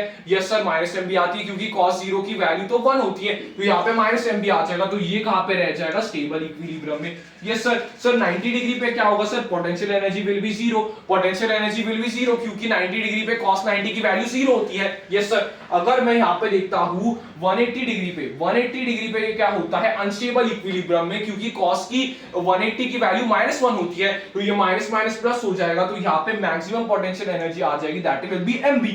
तो ये अनस्टेबल इक्विलिब्रियम में यहाँ पे रहेगा, it will remain in the unstable equilibrium. ठीक है, तो 0 डिग्री पे स्टेबल इक्विलिब्रियम, क्योंकि minimum potential energy that is minus mb, और 180 डिग्रीज में कैसे रहेगा, अनस्टेबल इक्विलिब्रियम में, क्योंकि maximum kinetic maximum potential energy that is plus mb आ जाएगा। यस सर, क्योंकि सर अपन स्टेबल इक्विलिब्रियम और अनस्टेबल इक्विलिब्रियम तो तभी डिफाइन कर सकते हैं जब टॉर्क और फोर्स जीरो, तो टॉर्क 0 डिग्री पे जीरो होगा क्योंकि साइन 0 की वैल्यू जीरो होती है, और टॉर्क 180 डिग्री पे जीरो होगा क्योंकि साइन 180 की वैल्यू जीरो होती है। यस सर, समझ में आ गई ये वाली बात, बिल्कुल शेयर एनालॉजी है। यस यस, तो ये आपका आता है इंपॉर्टेंट पॉइंट, ये आपको पूछा जा सकता है, work done by external force to move the dipole from this angle to this angle. तो यहाँ पे क्या होता है, mb cos थीटा 1 बटा माइनस cos थीटा 2, मतलब initial angle minus the final angle, मतलब mb cos theta 1 minus cos theta. तो ये फॉर्मूला सिंपली अप्लाई करो वैसे टाइप के सवालों में,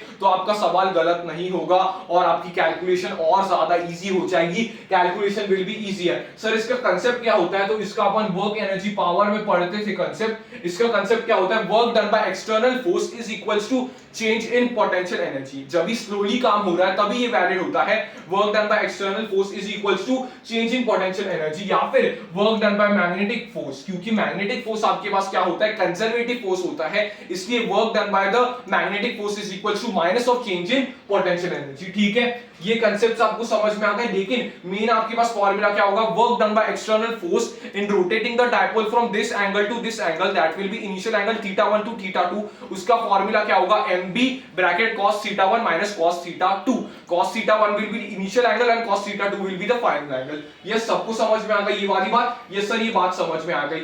सर अगर नॉन यूनिफॉर्म मैग्नेटिक फील्ड होगी तो, अगर नॉन यूनिफॉर्म मैग्नेटिक फील्ड होगी तो क्या होगा, than anything is possible. Anything का मतलब क्या, फोर्स जीरो भी हो सकता है, टॉर्क भी जीरो हो सकता है, फोर्स नॉन जीरो भी हो सकता है, टॉर्क भी नॉन जीरो हो सकता है, तो कुछ भी पॉसिबल हो सकता है सर, कुछ भी पॉसिबल हो सकता है। अगर आपसे कोई सवाल पूछ ले कि अगर नॉन यूनिफॉर्म मैग्नेटिक फील्ड है तो क्या हो सकता है, तो कुछ भी हो सकता है, टॉर्क जीरो भी हो सकता है, फोर्स जीरो भी हो सकता है, फोर्स नॉन जीरो हो सकता है, टॉर्क जीरो हो सकता है, force not equal to zero हो सकता है, torque not equal to zero हो सकता है, तो कुछ भी केसेस अपने पास देखने को मिलेंगे। तो टॉर्क के बारे में पता चल गया, यस सर, ठीक है। उसके बाद अपने पास आता है, अगर अपन ने इफ थीटा इज स्मॉल, अगर अपन ने इन दोनों के बीच का अगर थीटा अपन ने स्मॉल रख दिया तो ये क्या करेगा, थीटा स्मॉल का ये एसएचएम करने लग जाएगा, एसएचएम ये आपका करने लग जाएगा, क्या करने लग जाएगा, एसएचएम आपका ये करने लग जाएगा। Tau is equal to M B theta आपके पास आ जाएगा, क्योंकि साइन थीटा की वैल्यू लगभग थीटा के बराबर हो जाएगी, अपन ने यहाँ पे देख लिया। ठीक है, तो यहाँ पे मैंने डिराइव करने की कोशिश की है, ये आपके कोर्स में नहीं है, डेरिवेशन इसका कोर्स में नहीं है, इसलिए मैं यहाँ पे टाइम नहीं वेस्ट कर रहा हूँ डेरिवेशन एक्सप्लेन करके। कभी कभी मैं इसका डेरिवेशन एक्सप्लेन करता हूँ, लेकिन ये सीबीएसई में इतना ज्यादा इंपॉर्टेंट नहीं है, इसलिए मैं डेरिवेशन एक्सप्लेन नहीं कर रहा हूँ। इसका सिंपल रिजल्ट आप याद रख सकते हो, दो फॉर्मूला जो आपके लिए इंपॉर्टेंट होते हैं, अगर आ भी गया गलती से तो सच में तो ये एचएससी बोर्ड के सिलेबस में होता है, लेकिन मैंने सेवर साइड पे लिखने के लिए यहाँ पे लिख दिया है। इंपॉर्टेंट क्या है, that is omega is equals to under root M B by I, under root M B by I. मत पूछना कैसे आया, एसएचएम का एक डेरिवेशन होता है, अगर मैं डेरिवेशन एक्सप्लेन करने लग गया तो वहां पे अपना फुकट का टाइम वेस्ट हो जाएगा, जिसमें आपका सवाल आना भी इतना ज्यादा इंपॉर्टेंट भी नहीं होगा। ठीक है, यस सर। तो यहाँ पे आपको ये फॉर्मूला याद रखना होगा, omega is equals to under root M by I याद रखना होगा, यस। दूसरा आपको याद रखना होगा ये वाला formula, time period is equals to 2 pi under root I by M B, ये वाला फॉर्मूला आपको याद रखना होगा। ठीक है, जिन्हें डेरिवेशन देखना है वो इस शॉर्ट से डेरिवेशन देख सकते हैं। ठीक है, यस सर। तो I is what, the I is the moment of inertia, I is what, the moment of inertia. ठीक है, yes sir.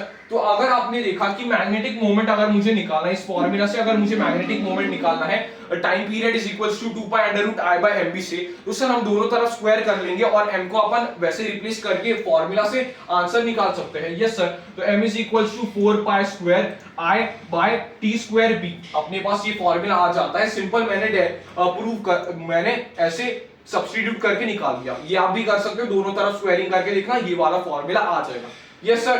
This concept is used in vibrational magnetometer या फिर ऑसिलेशन मैग्नेटोमीटर में एक साइंटिस्ट थे, उन्होंने ये कॉन्सेप्ट यूज किया कि सर टाइम पीरियड तो नोन है, टाइम पीरियड नोन है, मोमेंट ऑफ इनर्शिया अपने को मालूम है, मैग्नेटिक फील्ड अपने को मालूम है, तो अपन मैग्नेटिक मोमेंट निकाल सकते हैं। This is the concept that is used in vibrational magnetometer. Okay sir, ठीक है, ठीक है। उसके बाद इंपॉर्टेंट केस क्या होता है जहां से सवाल आ सकते हैं, मतलब उसे क्या लगेगा कि बच्चे कर ले जाएंगे, ये वाले सवाल इजीली कर ले जाएंगे, लेकिन उसके लिए उन्हें ये फॉर्मूला मालूम होना चाहिए, that is time period is equals to 2 pi under root I by M B का उन्हें फॉर्मूला याद होना चाहिए। ठीक है सर, क्या हम इसे एक एक करके डिराइव करेंगे, इनिशियल टाइम पीरियड क्या होगा, वैसे नहीं, मैं जो बता रहा हूं वो बस आपको याद रखना है। ठीक है सर।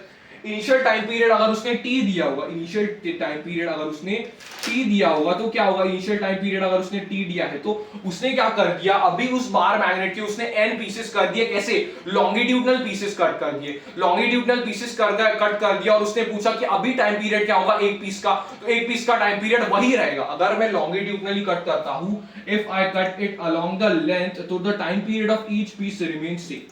आप कैसे इसे याद रख सकते हो, it's not a concept, it's a trick. मैं क्या बता रहा हूं, अगर अपन ने लॉन्गिट्यूडनली कट किया, मतलब अलोंग द लेंथ कट कर दिया, तो L आपके पास कांस्टेंट रहता है, तो time period will remain constant, length constant रहेगा तो टाइम पीरियड कांस्टेंट रहेगा। Yes yes sir. अगर दूसरा देखते हैं कि सर परपेंडिकुलर कट कर दिया, तो ईच पार्ट का टाइम पीरियड बताइए, तो वो आपका n गुना कम हो जाता है, time period reduces by n times, मतलब t dash will be t of n। ठीक है, समझ में आ गया ये दो फॉर्मूला। सर इससे कैसे याद रखिए, जब भी अपन परपेंडिकुलर कट करते हैं तो लेंथ n टाइम्स होती है, जैसे अपन ने देखा था। Yes sir, length n times हो जाती है, वैसे ही टाइम पीरियड भी आपका n टाइम्स हो जाएगा, क्योंकि लेंथ n टाइम्स हो गई है।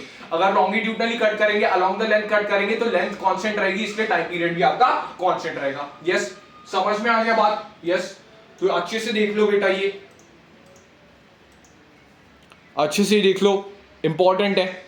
यस सर, ठीक है, बढ़ते आगे।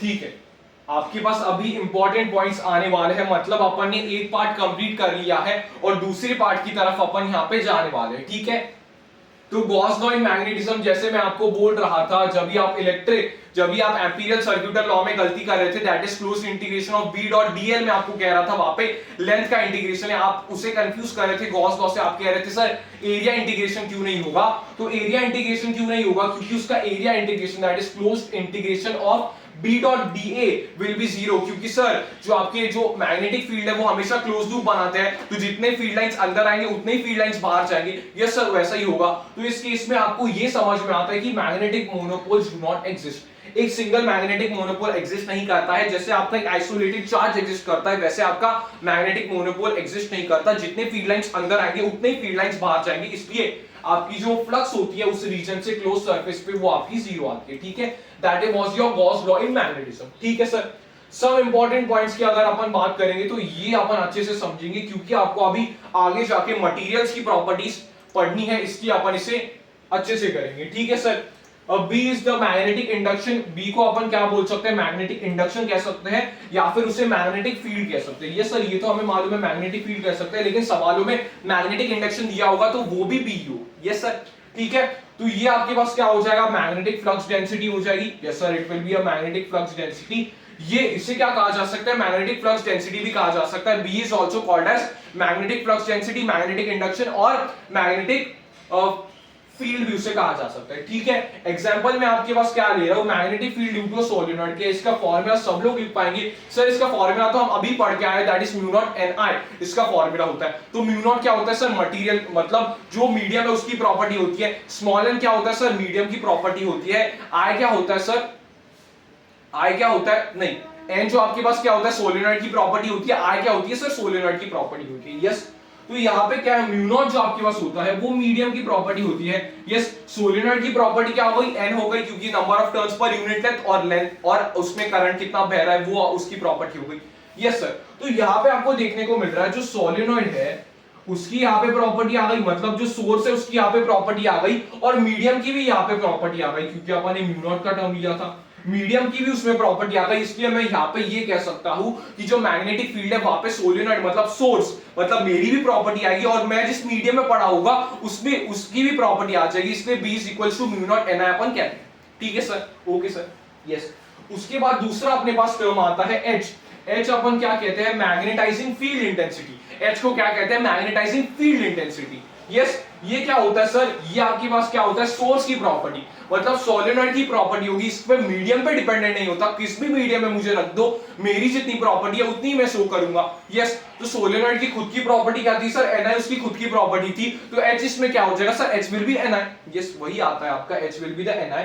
तो ये आपके पास क्या होता है, मीडियम पे इंडिपेंडेंट होता है। तो इस फॉर्मूला वाइज आप देख सकते हो H is equal to B बटा म्यू, B बटा म्यू। अगर B आपका एयर में है तो B नॉट आ जाएगा, अगर तो ऐसे ये आपके पास आ जाएगा, अगर मीडियम में कुछ रखा हुआ है तो म्यू एम का टर्म आपके पास आ जाएगा, मतलब मीडियम की कोई भी प्रॉपर्टी नहीं आनी चाहिए, बस सोर्स की वहां पे प्रॉपर्टी आनी चाहिए। ठीक है, फॉर्मूला क्या हो जाएगा, H is equal to B by B। Yes sir, यहाँ पे देख लो फॉर अ सोलेनॉइड ये क्या हो जाएगा सर, सोलेनॉइड की खुद की प्रॉपर्टी क्या थी, Ni उसकी खुद की प्रॉपर्टी थी, तो H will be Ni। Yes, B में क्या आ रहा था सर, B में सोर्स की भी प्रॉपर्टी आ रही थी और उसके मीडियम की भी प्रॉपर्टी आ रही थी। H में क्या आ रहा है सर, सोर्स की प्रॉपर्टी आ रही है, दैट इज Ni उसमें आ रहा है। यस सर, तो ये मीडियम पे इंडिपेंडेंट होगी। यस सर, वो मीडियम पे इंडिपेंडेंट होगी, ओनली सोलेनॉइड की प्रॉपर्टी, ओनली सोर्स की प्रॉपर्टी, ओनली सोलेनॉइड की प्रॉपर्टी। सोलेनॉइड अपना यहाँ पे क्या है, सोर्स,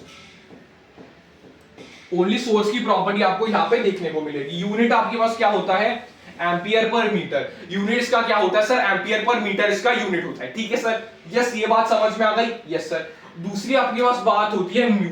सर म्यू तो खुद एक मीडियम की प्रॉपर्टी होती है, म्यू तो बस एक मीडियम की प्रॉपर्टी होती है। यस, जिस मीडियम में पढ़ा होगा उसमें म्यू क्या है, उस पर डिपेंड करेगा। यस सर, तो मीडियम की property is called as the mu, that is, इसे क्या कहा जाता है, परमियाबिलिटी। परमियाबिलिटी मतलब कितने फीड लाइंस परमिट करेंगे, कितने फीड लाइंस आएंगे इस मीडियम में, मतलब ये पूरा कमरा मीडियम है और इसमें कितने फीड लाइंस आएंगे, कितने फीड लाइंस आएंगे वो ये डिसाइड करता है, दैट इज परमियाबिलिटी। मतलब ये परमियाबिलिटी अगर ज्यादा होगी, यस परमियाबिलिटी अगर ज्यादा होगी, यहां पे देखो परमियाबिलिटी अगर ज्यादा होगी तो इस रीजन में मैग्नेटिक फील्ड ज्यादा होगी, मतलब ज्यादा मैग्नेटिक फील्ड लाइंस अंदर आएंगे तो ही मैग्नेटिक फील्ड ज्यादा होगी। यस सर, समझ में आ गया इसका फील्ड। यस सर, इसका फील्ड समझ में आ गया। ओके सर, ये क्या होती है सर, मीडियम की प्रॉपर्टी होती है। यस सर, म्यू नॉट आपके पास क्या बोल दिया मैंने, नॉट का टर्म जब भी मैं लगाता हूं तो म्यू नॉट का मतलब क्या होता है, permeability, permeability of free space या फिर एयर की फ्री स्पेस की आपकी ये परमियाबिलिटी होती है। इसकी वैल्यू क्या है सर, सिंपल सी बात है, दैट इज 4 पाई × 10⁻⁷। सर अपन ये मैग्नेटिक इफेक्ट ऑफ करंट में भी देखा हुआ है। यस सर, उसके बाद अगर मैं म्यू एम की बात करता हूं तो mu M is the permeability of a medium. एक मीडियम की परमियाबिलिटी क्या होगी, that is mu M. Yes sir, अगर मैं इसमें मीडियम में पूरा आयरन मेरे कमरे में भर जाएगा तो मेरी परमियाबिलिटी क्या होगी सर, म्यू ऑफ आयरन आपकी परमियाबिलिटी होगी इस मीडियम पे। यस सर, तो यहां पे मैं बोलता हूं, एक टर्म में डिफाइन करता हूं, that is mu R. Mu R मेरे पास क्या होता है, रिलेटिव परमियाबिलिटी। रिलेटिव परमियाबिलिटी का मीनिंग क्या होता है, जो परमियाबिलिटी ऑफ मीडियम बटा परमियाबिलिटी ऑफ फ्री स्पेस। ठीक है, ये देखो mu R is equal to permeability of medium बटा परमियाबिलिटी ऑफ फ्री स्पेस। तो अपन परमियाबिलिटी ऑफ मीडियम को क्या लिख सकते हैं, यहां से permeability of medium is equal to mu not into mu R अपन यहां पे लिख सकते हैं। ठीक है, तो कभी कभी आपको रिलेटिव परमियाबिलिटी दी जाएगी तो आपको म्यू एम पूछा जा सकता है, तो आप ये फॉर्मूला यूज कर सकते हो। यस सर, ठीक है, तो पहले अपन ने सोर्स और मीडियम की प्रॉपर्टी पढ़ ली, फिर अपन ने सोर्स की प्रॉपर्टी पढ़ ली, फिर अपन ने मीडियम की प्रॉपर्टी पढ़ ली। यस सर, यहां पे ये क्या sir, intensity of magnetisation. Intensity of magnetisation का मतलब क्या है कि मैग्नेटिक फील्ड लाइंस अगर मेरे पास आ गए तो मैं मैग्नेटाइज हो जाऊंगा, मतलब उसके रंग में मैं बह जाऊंगा, बाहर से मेरे पास मैग्नेटिक फील्ड लाइंस आ रहे हैं तो मेरी टेंडेंसी मैग्नेटाइज होने की, इसे क्या कहते हैं, इंटेंसिटी ऑफ मैग्नेटाइजेशन। मतलब मेरे अंदर कोई मैग्नेटिक मोमेंट्स होंगे तो वो डायरेक्शन में अलाइन हो जाएंगे, दैट इज द आई। इसे क्या कहते हैं, इंटेंसिटी ऑफ मैग्नेटाइजेशन। इंड्यूस्ड, इसे क्या कहते हैं, induced magnetic moment per unit volume, ये इसकी डेफिनेशन होती है, induced magnetic moment per unit volume. अगर एक छोटे से वॉल्यूम में ज्यादा मैग्नेटिक मोमेंट्स इंड्यूस हो जाएंगे तो मेरी इंटेंसिटी ऑफ मैग्नेटाइजेशन, मतलब मैं जल्दी मैग्नेटाइज हो रहा हूं तो मेरी आई की वैल्यू क्या होगी, हाई होगी। यस सर, तो I will be m induced बटा v is the volume over here, v is the volume over here। ठीक है, समझ में आ गई बात। यस सर, तो unit is equals to a ampere per metre. इसकी यूनिट क्या होती है, एम्पियर पर मीटर। अगर तुम h की भी यूनिट देखोगे तो सर h की भी यूनिट एम्पियर पर मीटर आती है। ये जो इंटेंसिटी ऑफ मैग्नेटाइजेशन होता है वो एक वेक्टर क्वांटिटी होती है, ये इंपॉर्टेंट पॉइंट है। शॉर्ट पूछा जा सकता है कि I is a vector quantity या फिर वो स्केलर क्वांटिटी होता है, तो it is a vector quantity, right. इसकी यूनिट और h की यूनिट सेम रहती है, that is ampere per metre इसकी यूनिट होती है। क्या होती है, एम्पियर पर मीटर इसकी यूनिट होती है, राइट। यूनिट क्या हो जाएगी, एम्पियर पर मीटर होगी, राइट है। समझ में आ गई बात। यस सर, उसके बाद अपन एक टर्म डिफाइन करते हैं, this is the last term, that is your chi M. Chi M का मतलब क्या होता है, that is magnetic susceptibility. Magnetic susceptibility मतलब एक मेरे पास एक ऐसी जगह है जहां पे मैग्नेटिक ससेप्टिबिलिटी ज्यादा है। काई एम ज्यादा है मतलब अगर मैं एक मीडियम एक सोर्स अगर काई एम ज्यादा होगा सर, मैग्नेटिक ससेप्टिबिलिटी मतलब आप जल्दी ससेप्टेबल हो मैग्नेटाइज होने के लिए, मैग्नेटाइज होने के लिए। यस सर, अगर मेरी काई एम ज्यादा है तो मैं जल्दी मैग्नेटाइज हो जाऊंगा, मतलब मेरा इंटेंसिटी ऑफ मैग्नेटाइजेशन भी ज्यादा होगा। यस, तो ये देख लो एक बार, ये क्या करता है, permit the be in the source देखना भाई, सोर्स देख। यहाँ पे बच्चे क्या कहेंगे, सर यहाँ पे आपने बोला मीडियम में परमिट कैसे हो रहा है, वो तो मीडियम की प्रॉपर्टी थी, ये मेरी प्रॉपर्टी है, मेरे अंदर कैसे फील्ड लाइंस पेनिट्रेट करेंगे। ये क्या था, परमियाबिलिटी क्या था, मेरे बाहर के मीडियम के अंदर कैसे फील्ड लाइंस परमिट करेंगे। ठीक है, समझ में आ गई डेफिनेशन, मैंने आपको बता दिया अभी। यस सर, अगर मैं बोलता हूं काई एम ज्यादा है तो मैं जल्दी ससेप्टेबल हूं, मतलब मैं जल्दी मैग्नेटाइज हो जाऊंगा। यस सर, जल्दी मैग्नेटाइज हो जाऊंगा। यस, देखो यस इसका क्या होता है formula, that is I by H। Sir I की यूनिट सेम, H की यूनिट सेम, तो it is a unitless quantity, it is a unitless quantity. Yes अगर तुम देखोगे I को क्या लिख सकता हूं मैं, I को क्या लिख सकता हूं, यहां पे लिखना I को क्या लिख सकता हूं, क्या मैं लिख सकता हूं chi m into H, chi m into H।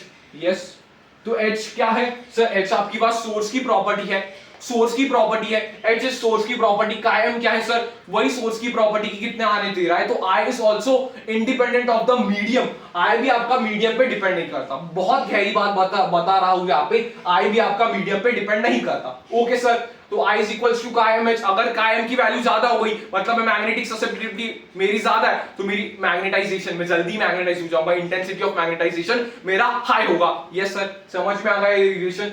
Yes sir, important formula मेरे पास क्या आता है, that is mu R is equals to 1 plus chi m। Mu R is equals to 1 plus chi m, मेरे पास एक इंपॉर्टेंट फॉर्मूला यहाँ पे आता है, आप यहाँ पे देख सकते हो। यस समझ में आ गया ये वाला important formula, mu R is equals to 1 plus chi m। chi m क्या है, मैग्नेटिक ससेप्टिबिलिटी, म्यू आर क्या है, relative permeability. Okay sir, very important formula लिखा हुआ है। यस सर लिखा हुआ है, देख लो अपन ने बेसिक टर्म्स सारे यहाँ पे कवर कर लिए हैं।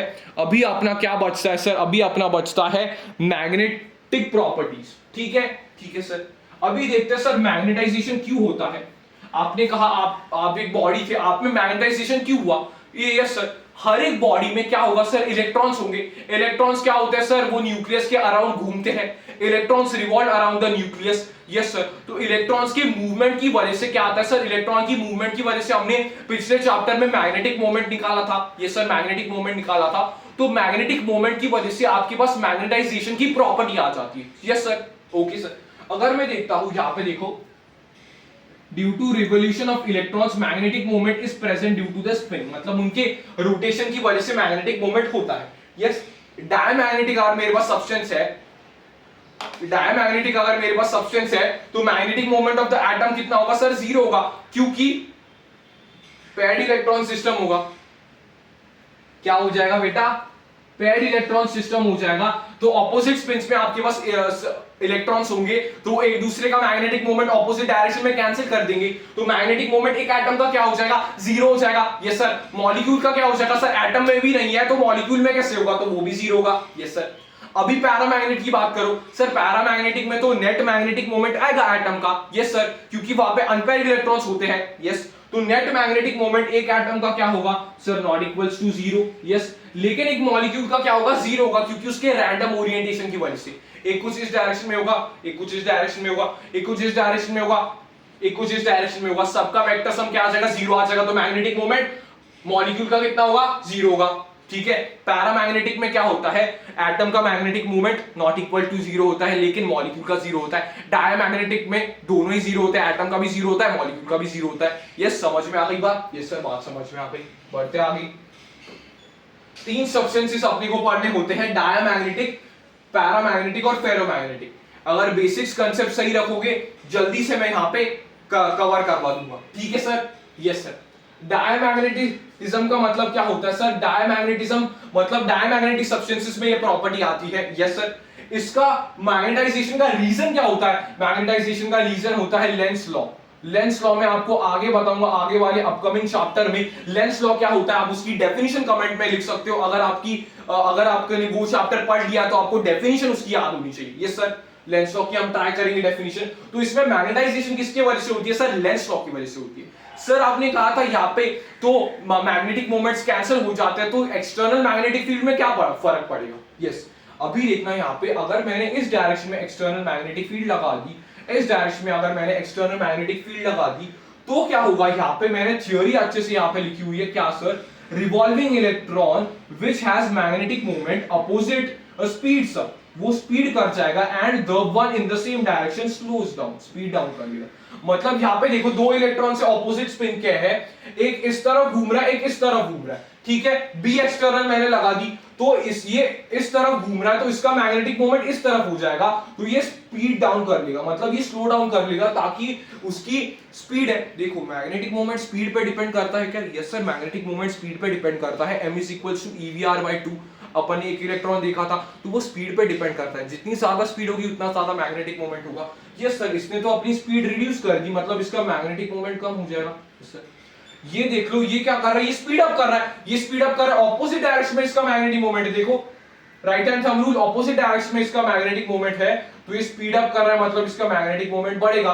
तो ये क्या हो रहा है सर, वो ऑपोजिट डायरेक्शन में मैग्नेटाइज हो रहा है, this diamagnetic substance is getting magnetised in opposite direction. Yes sir, यहां पे देख लो एक बार, मैग्नेटाइज्ड इन ऑपोजिट डायरेक्शन हो रहा है, मैग्नेटाइज तो हो रहा है, किसके वजह से, लेंस लॉ से मैग्नेटाइज हो रहा है।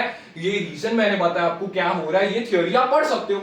यस सर, लेकिन मैग्नेटाइज तो हो रहा है सर, लेकिन वो ऑपोजिट डायरेक्शन में मैग्नेटाइज हो रहा है, मैग्नेटाइज इन ऑपोजिट डायरेक्शन में मैग्नेटाइज हो रहा है। यस सर, कुछ इंपॉर्टेंट पॉइंट्स देख लेते हैं जिससे सवाल आएंगे, वो ये इंपॉर्टेंट पॉइंट्स है। क्या क्या इंपॉर्टेंट पॉइंट्स एक एक करके अच्छे से पढ़ते हैं। Diamagnetism is a universal property, अरे सब में इलेक्ट्रॉन्स होंगे, सबके इलेक्ट्रॉन्स घूमेंगे, तो diamagnetism is a universal property. Yes sir, diamagnetism is a universal property. ये वाला पॉइंट किसे हार्ड लगा, नहीं सर ये वाला पॉइंट इजी है, यूनिवर्सल प्रॉपर्टी होती है।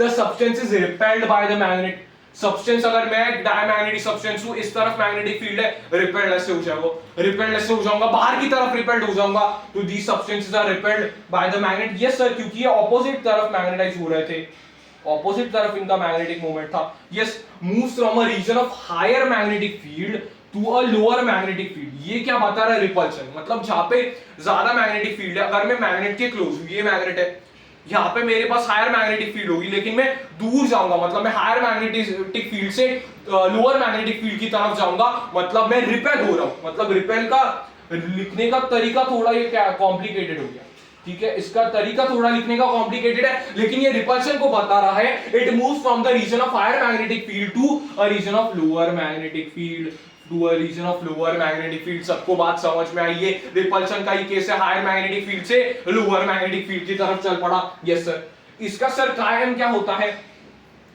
देखो इसकी खुद की मैग्नेटाइज होने की क्षमता सर नेगेटिव है यार, ये बोलेगा नहीं मैग्नेटाइज नहीं होना, मुझे मैग्नेटाइज नहीं होना, इसकी नेगेटिव है, मतलब होगा तो भी ऑपोजिट डायरेक्शन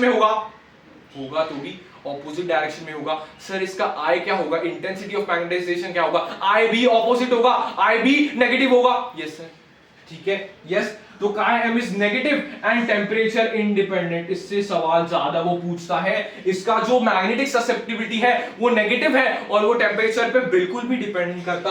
सर इसका ग्राफ कैसे होगा, इसका ग्राफ ऐसा ग्राफ हो जाएगा, इस ग्राफ से ज्यादा सवाल आने के चांसेस होते हैं। M और टेम्परेचर का बताओ फॉर अ डायमैग्नेटिक सब्सटेंस, तो इसके ज्यादा चांसेस होते हैं सर। यस, समझ में आ गई बात, ओके सर।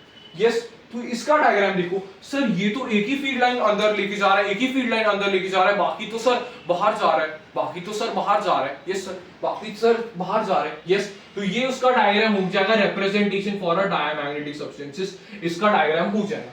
सर ये आपने क्या लिखा हुआ है, ये मैंने उसकी कैरेक्टरिस्टिक्स लिखी हुई है जहां से सवाल आते हैं।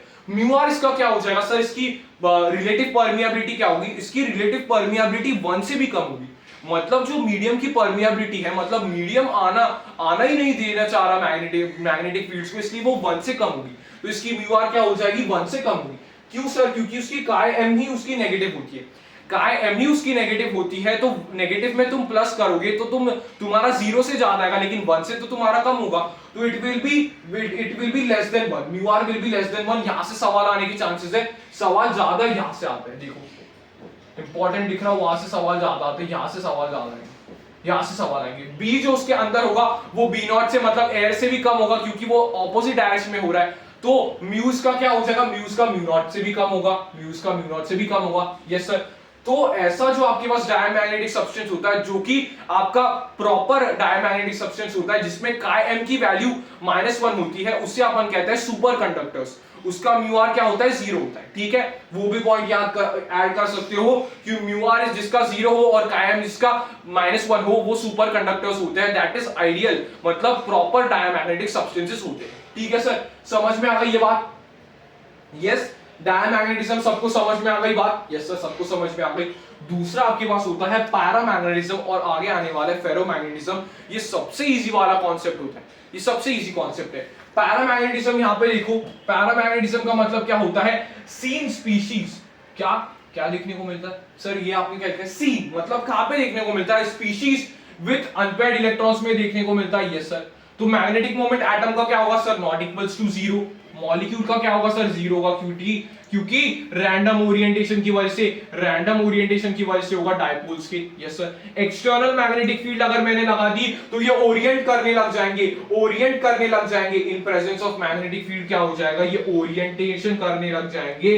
इनका नेट मैग्नेटिक फील्ड जीरो नहीं आएगा, मॉलिक्यूल का नेट मैग्नेटिक मोमेंट जीरो नहीं आएगा क्योंकि टॉर्क पे। तो इसका रीजन फॉर मैग्नेटाइजेशन अगर किसने पूछ लिया तो torque on the magnetic moment. इसके मैग्नेटिक मोमेंट्स के ऊपर टॉर्क लगेगा तो इसकी नेट मैग्नेटिक फील्ड इस तरफ, नेट मैग्नेटिक फील्ड की तरफ ये आ जाएगा। ठीक है, तरफ ये अलाइन कर जाएगा। Yes sir. इसका सबसे इजी था, इसमें कुछ ये कॉन्सेप्ट नहीं था। यस सर, इसका सबसे इजी था। ये देखो इंपॉर्टेंट पॉइंट्स, सवाल आएंगे यहां से क्या, आर वीकली अट्रैक्टेड। अट्रैक्ट तो होते हैं लेकिन वीकली होते हैं क्योंकि डायपोल्स अरेंज तो होते हैं, अरेंज मैंने कर दिया, लेकिन कुछ डायपोल्स आपके अलग अलग डायरेक्शंस में ओरिएंट होते हैं और इसे क्रॉस करने की कोशिश करते हैं। ठीक है, तो वीकली अट्रैक्ट होंगे लेकिन वीकली होंगे। Moves from the region of, attract हो रहे हैं तो region of lower magnetic field से हायर मैग्नेटिक फील्ड, मतलब मैं अगर दूर हूं तो मैं इसकी तरफ चला आऊंगा, मतलब मैं लोअर मैग्नेटिक फील्ड से हायर मैग्नेटिक फील्ड की तरफ आ जाऊंगा। मतलब अट्रैक्शन लिखने का तरीका बस क्या कॉम्प्लिकेटेड कर दिया है सर। यस, ठीक है।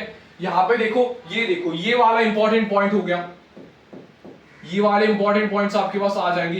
कायम की वैल्यू क्या होती है, छोटी होती है, जीरो से ज्यादा होती है, छोटा सा पॉजिटिव नंबर होता है। इसे मैं क्या लिख रहा हूं, छोटा सा पॉजिटिव नंबर ई होता है। ठीक है, जीरो से ज्यादा होती है और छोटा सा पॉजिटिव नंबर होता है, छोटे से पॉजिटिव नंबर तक ये होती है। जीरो से ज्यादा होती है लेकिन जीरो से इतनी ज्यादा नहीं होती, थोड़ी मोटी होती है। Yes sir, yes. उसके बाद म्यू आर क्या हो जाएगा सर, म्यू आर आपका 1 प्लस ई हो जाएगा क्योंकि ये कायम आपके पास क्या था, 1 प्लस ई, मतलब 1 से तो ज्यादा होगी। ये वाली बात क्या होगी, 1 से ज्यादा होगी। Mu R will be greater than 1। Diamagnetic में क्या था, म्यू आर आपका लेस देन 1 था, यहां पे क्या था, म्यू आर आपका ग्रेटर देन 1 है, या फिर म्यू आर 1 प्लस एप्सिलॉन, जो आगे का नंबर है उससे थोड़ा कम आएगा, मतलब 1 से ज्यादा होगा लेकिन उस हायर नंबर से वो कम आएगा। Yes sir, yes. तो mu R will be greater than 1। Yes sir, mu R will be greater than 1। Okay sir. B क्या होगा सर, अंदर मैग्नेटिक फील्ड ज्यादा होगी, अंदर का म्यू ज्यादा होगा क्योंकि मैं पास करने दे रहा हूं, मेरा काय एम पॉजिटिव है, मैं पास करने दे रहा हूं तो मेरी mu will be greater then mu naught, क्योंकि मेरा मीडियम भी वैसा है जो अंदर आने दे रहा है, मुझे मैग्नेटाइज कर रहा है। यस सर, ठीक है। यहाँ पे क्या हो जाएगा, कुछ अंदर आएंगे, कुछ देखो अंदर आ रहे हैं, तो ये किसके लिए है, पैरामैग्नेटिक के लिए है। कुछ आपके अंदर आ गए हैं, ये डायग्राम हो जाएगा। It is attracted but it is weakly attracted to the bar magnet. ठीक है सर। इसमें क्या होता है, अपना जो उसका मैग्नेटिक ससेप्टिबिलिटी होता है डायमैग्नेटिक का, वो तो टेम्परेचर पे डिपेंड नहीं कर रहा था, ये टेम्परेचर पे डिपेंड करेगा। This is called as the Curie's law. इसे क्या कहते हैं, क्यूरीज लॉ। क्यूरी साइंटिस्ट ने बताया था कि कायम जो इसका होता है वो इनवर्सली प्रोपोर्शनल टू टेम्परेचर होता है। It is inversely proportional to the temperature. It is inversely proportional to the temperature. क्या ये बात सबको समझ में आई? It is inversely proportional to the temperature. Okay? समझ में आ गई? Yes sir, ये बात समझ में आ गई? Okay? दूसरा अपन अभी लास्ट टॉपिक की तरफ अपन यहाँ पे बढ़ने वाले हैं। That is your ferromagnetism. That is your ferromagnetism. अगर आपने पैरामैग्नेटिज्म अच्छे से समझ लिया तो फेरोमैग्नेटिज्म आपके सामने कुछ नहीं होने वाला। कैसे सर? ये देख लो। फेरोमैग्नेटिज्म को केमिस्ट्री के मतलब डी एंड एफ ब्लॉक में लिखते हैं, it is a strong form of paramagnetism, क्योंकि सर ये पैरामैग्नेटिक स्पीशीज में होता है। Yes sir. तो m एटम का कितना होगा मैग्नेटिक मोमेंट, एक एटम का कितना हो जाएगा, not equals to 0। Yes sir. लेकिन यहाँ पे क्या होता है, पेयरिंग हो जाती है, मतलब यहाँ पे डोमेन फॉर्मेशन हो जाता है, मतलब जो अपने ग्रुप के एटम होते हैं वो एक साथ अलाइन हो जाते हैं, डोमेन बना लेते हैं। Yes sir. तो ये क्या करता है, यहाँ पे क्या होता है, डोमेन फॉर्मेशन होता है। यहाँ पे क्या होता है, डोमेन फॉर्मेशन यहाँ पे आपके पास देखने को मिलता है, डोमेन फॉर्मेशन आपको यहाँ पे देखने को मिलता है। ठीक है। ये देखो गलत थोड़ा लिख दिया यहाँ पे उसने, गलत लिख दिया ना, यही पूरा का नॉट इक्वल्स टू 0 यहाँ पे होना चाहिए था। ठीक है। मैग्नेटिक मोमेंट जो है डोमेन में नॉट इक्वल्स टू 0 होना चाहिए था। ये जो मैंने लिखा है due to random orientation of domain की वजह से m मॉलिक्यूल का 0 होता है, m मॉलिक्यूल का 0 होता है। देखो यही छोटे कंसेप्चुअल एरर्स कभी कभी आपसे भी बन सकते हैं। सवाल पूछा गया कि एक डोमेन का मैग्नेटिक मोमेंट क्या होता है, नॉट इक्वल्स टू 0 होता है। एक डोमेन का magnetic moment not equals to zero होता है, लेकिन पूरे मॉलिक्यूल का जीरो होता है क्योंकि रैंडम ओरिएंटेशन ऑफ डोमेन्स की वजह से। इसलिए आप यहाँ पे मैंने गलती से इक्वल टू लिखा था, क्या मालूम कैसे मैंने यहाँ पे इक्वल टू लिखा था। वो क्या होता है, एक डोमेन का मैग्नेटिक मोमेंट तो नॉट इक्वल टू जीरो होता है, लेकिन पूरे मॉलिक्यूल का जीरो होता है क्योंकि रैंडम ओरिएंटेशन ऑफ डोमेन्स की वजह से। ठीक है, तो ये पॉइंट याद रखो, ये पॉइंट याद रखो, मॉलिक्यूल का जीरो होता है, एक पर्टिकुलर डोमेन का जीरो नहीं होता। यस सर, यस सर, गलती नहीं करेंगे जो आपने की थी। ओके, अगर एक्सटर्नल मैग्नेटिक फील्ड में क्या होता है सर, ये डोमेन आपको अलाइन करते हैं, these domains align themselves in the direction of the magnetic external magnetic field. तो यहाँ पे आपका m not equals to zero हो जाएगा क्योंकि ये डोमेन्स जो आपके हैं वो अलाइन कर जाते हैं मैग्नेटिक फील्ड के डायरेक्शन में। ठीक है सर, ये सर डोमेन्स बहुत ज्यादा लग रहे हैं, मतलब इसमें ज्यादा ताकत होगी सर, ये ज्यादा अलाइन कर देंगे एक दूसरे से तो ये ज्यादा मैग्नेटाइज होंगे। यस, ज्यादा मैग्नेटाइज होते हैं। यस, देखो इंपॉर्टेंट पॉइंट ज्यादा से सवाल आएंगे, क्या है सर, ये है strongly attracted by the magnet, बहुत ज्यादा अट्रैक्ट होते हैं। ऐसे अगर मैग्नेट स्ट्रांगली अट्रैक्टेड, पैरामैग्नेटिक कैसे था, ऐसे था, ये कैसा है, ऐसे स्ट्रांगली अट्रैक्टेड हो रहा है। Yes sir, it moves from the region of weaker magnetic field to stronger magnetic field, same as paramagnetic की तरह, लेकिन जल्दी जाएगा, जल्दी जाएगा। यस सर, यहाँ पे क्या होता है सर, ग्राफ क्या होता है, यहाँ पे काय एम और टी का यहाँ पे ग्राफ क्या होता है, तो इससे अपन क्या कहते हैं, क्यूरी वीज लॉ अपन इसे कहते हैं। क्यूरी और वीज साइंटिस्ट ने इसका ग्राफ दिया था। यहाँ पे क्या होता है, जैसे मैं पहले टेम्परेचर बढ़ाऊंगा वैसे डोमेन्स बढ़ेंगे, बड़े चौड़े चौड़े होंगे डोमेन्स। तो इसमें काय एम की वैल्यू, पहले टेम्परेचर बढ़ाऊंगा तो काय एम की वैल्यू बढ़ेगी। यस सर, काय एम की वैल्यू बढ़ेगी, तो पहले काय एम की वैल्यू बढ़ी, डोमेन ग्रोथ की वजह से बड़े चौड़े हो गए, ज्यादा टेम्परेचर लगा दियो टूटने लग गए, टूटने लग गए। तो ये ज्यादा टेम्परेचर के बाद ये डोमेन ब्रेक होने लग जाते हैं, इसके वजह से एट अ पर्टिकुलर टेम्परेचर, एक पर्टिकुलर टेम्परेचर पे ferromagnetic substance paramagnetic temperature substance में कन्वर्ट हो जाता है, उसे कहते हैं क्यूरीज टेम्परेचर, उसे कहते हैं क्यूरीज टेम्परेचर। यहां पे पहले क्या हुआ, ऐसा ग्राफ था, डोमेन ग्रोथ हुई, पहले डोमेन ग्रोथ हुई, उसके बाद डोमेन ब्रेकडाउन हुआ, उसके बाद डोमेन ब्रेकडाउन हुआ, जैसे ज्यादा टेम्परेचर बढ़ाने लगता है डोमेन्स टूटने लगे, तो इसे क्या कहते हैं, क्यूरी टेम्परेचर। इस पॉइंट पे आके after this temperature the ferromagnetic behaviour या फिर at this temperature the ferromagnetic substance behaves like a paramagnetic substance। yes sir, तो उसकी मैग्नेटाइजिंग पावर कम हो गई, वो पैरामैग्नेट, पहले वो अट्रैक्ट स्ट्रांगली हो रहा था, अभी हायर टेम्परेचर पे वो स्लोली अट्रैक्ट होगा। यस, तो उसके काय एम का वैल्यू क्या होगा, chi M is directly inversely proportional to T minus TC, इसे ही अपन कहते हैं Curie Weiss law, chi M is inversely proportional to T minus TC. Yes sir, समझ में आ गई ये वाली बात। यस सर, ये वाली बात हमें समझ में आ गई। क्यूरी टेम्परेचर वो टेम्परेचर होता है जिसपे फेरोमैग्नेटिक सब्सटेंस पैरामैग्नेटिक सब्सटेंस में कन्वर्ट हो जाता है। यस, क्योंकि डोमेन ब्रेकडाउन की वजह से। यस सर, ठीक है, ठीक है सर। यहाँ पे देखो काय एम की वैल्यू क्या होगी, बहुत बहुत ज्यादा होगी, एक से यहाँ पे भी बहुत बहुत ज्यादा, सब यहाँ पे ज्यादा होगा क्योंकि ये स्ट्रांगली अट्रैक्टेड होगा, स्ट्रांगली मैग्नेटाइज होगा, इसलिए यहाँ पे सब ज्यादा होगा। यस सर, सब ज्यादा होगा। तो फेरोमैग्नेटिक सब्सटेंसेस का अंदर कैसे देखने को मिलेगा सर, ये सारी लगभग लाइंस अंदर पास कर ले रहा है, सारी लगभग लाइंस यहाँ पे अंदर पास कर ले रहा है। तो यहाँ पे अपना डायमैग्नेटिक कवर हो गया, पैरामैग्नेटिक कवर हो गया, फेरोमैग्नेटिक कवर हो गया। बस आपको इनके कुछ एग्जांपल्स याद रखने होंगे, जैसे पैरामैग्नेटिक का एल्यूमिनियम हो गया, उसके बाद नाइट्रोजन वगैरह हो गया, उसके बाद डायमैग्नेटिज्म का वाटर वगैरह हो गया, कॉपर हो गया, ये आपको याद रखना है। फेरोमैग्नेटिज्म में आपका निकेल हो जाएगा, आयरन हो जाएगा, गैडोलिनियम हो जाएगा, ये सारे आपको एग्जांपल्स बस यहाँ पे याद रखने। यस सर, उसके बाद आपका लास्ट ग्राफ यहाँ पे आता है, that is the BH curve, या फिर IH कर्व भी इसे कहते हैं, that is the BH curve अपन इसे कहते हैं, B और H का कर्व अपन इसे कहते हैं। ये किसके लिए डिफाइंड होता है सर, डायमैग्नेटिक के लिए नहीं, पैरामैग्नेटिक के लिए नहीं, ये बस फेरोमैग्नेटिक सब्सटेंसेस के लिए ये वाला BH कर्व डिफाइंड होता है। ठीक है सर, ओके। यहाँ पे देख लो, यहाँ पे क्या कर रहे हैं, H है, BH कर्व कह सकते हो। यस सर, ये क्या आपका मैग्नेटाइजिंग फोर्स है, मतलब ये बाहर से मैं एक मैग्नेटाइजिंग फोर्स लगा रहा हूं जिसकी वजह से मैं इसकी मैग्नेटाइजेशन देख रहा हूं। आप यहाँ पे I भी ले सकते हो, IH कर्व भी अपन इसे कह सकते हैं। ठीक है, ओके सर, ठीक है। तो पहले क्या कर रहा हूं मैं, यहाँ पे पॉजिटिव में बढ़ाते जा रहा हूं, मैग्नेटाइज करते जा रहा हूं, मैग्नेटाइज होते गया, मैग्नेटाइज होते गया, इस पॉइंट पे आके वो सैचुरेशन हो गया उसका, और जितना भी बढ़ाते जाऊंगा इस पॉइंट से ज्यादा वो मैग्नेटाइज नहीं हो पाएगा, इस पे उसकी सैचुरेशन पॉइंट आ गई। यस सर, उसके बाद मुझे क्या लगा कि सर मैं इसे कम करता हूं तो ये जीरो पे आ जाएगा, कम करते गया, H की वैल्यू, मैग्नेटाइजिंग फोर्स मैंने निकाल दिया, तभी भी वो थोड़ा बहुत मैग्नेटाइज था, मतलब मैं क्या कह सकता हूं, जब भी H मैंने 0 रखा तभी भी वो मैग्नेटाइज था, जितनी उसकी मैग्नेटाइज की वैल्यू थी उसे मैं क्या कहूंगा, रिटेंटिविटी, मतलब उसने मैग्नेटाइजिंग की पावर रिटेन कर ली है, at H is equal to 0, वो अभी भी मैग्नेटाइज्ड है, इसलिए मैं क्या कहूंगा उसे रिटेंटिविटी।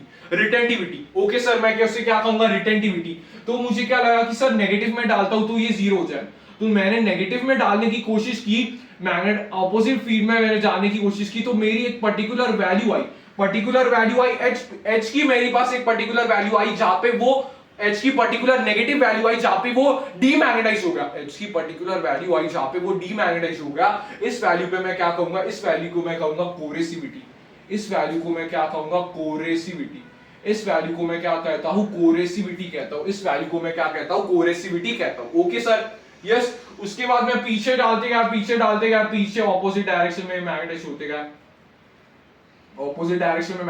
गया, फिर से मैं पॉजिटिव में लेके आऊंगा, फिर से इसने कुछ रिटेन कर लिया अपने पास, तो ये लूप होता है, that is cycles of magnetisation demagnetisation यहां पे होता है। तो आपको क्या समझना है, कोरेसिविटी और रिटेंटिविटी क्या है, जब भी मैंने H 0 किया तभी भी वो कुछ मैग्नेटाइज था, उस मैग्नेटाइज की प्रॉपर्टी को मैं रिटेंटिविटी कहूंगा।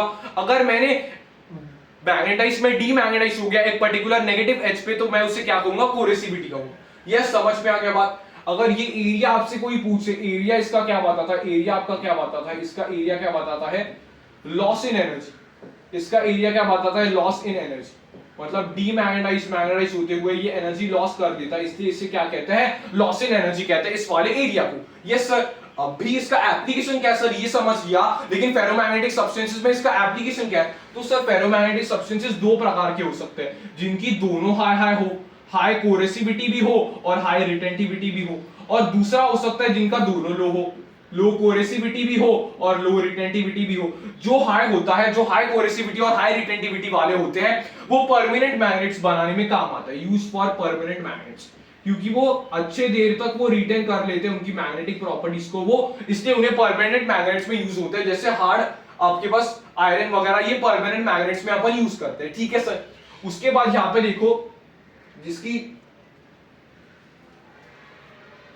लो कोरेसिविटी और रिटेंटिविटी होगी, वो किस में यूज होगा सर, इलेक्ट्रोमैग्नेट्स में यूज होगा। यस, वो इलेक्ट्रोमैग्नेट्स में यूज होगा, क्योंकि जैसे ही अपन ने करंट वगैरह बंद कर दिया, डीमैग्नेटाइज, तो लो कोरेसिविटी और लो रिटेंटिविटी किसमें होनी चाहिए, इलेक्ट्रोमैग्नेट्स जिसमें बनाना है, use for electromagnets. For example soft iron core अपन यहां पे यूज करते हैं, इलेक्ट्रोमैग्नेट्स के लिए अपन सॉफ्ट आयरन का यूज करते हैं। ये सॉफ्ट आयरन आपको पूछा जा सकता है कहां पे यूज होता है, that is it is also used in transformers.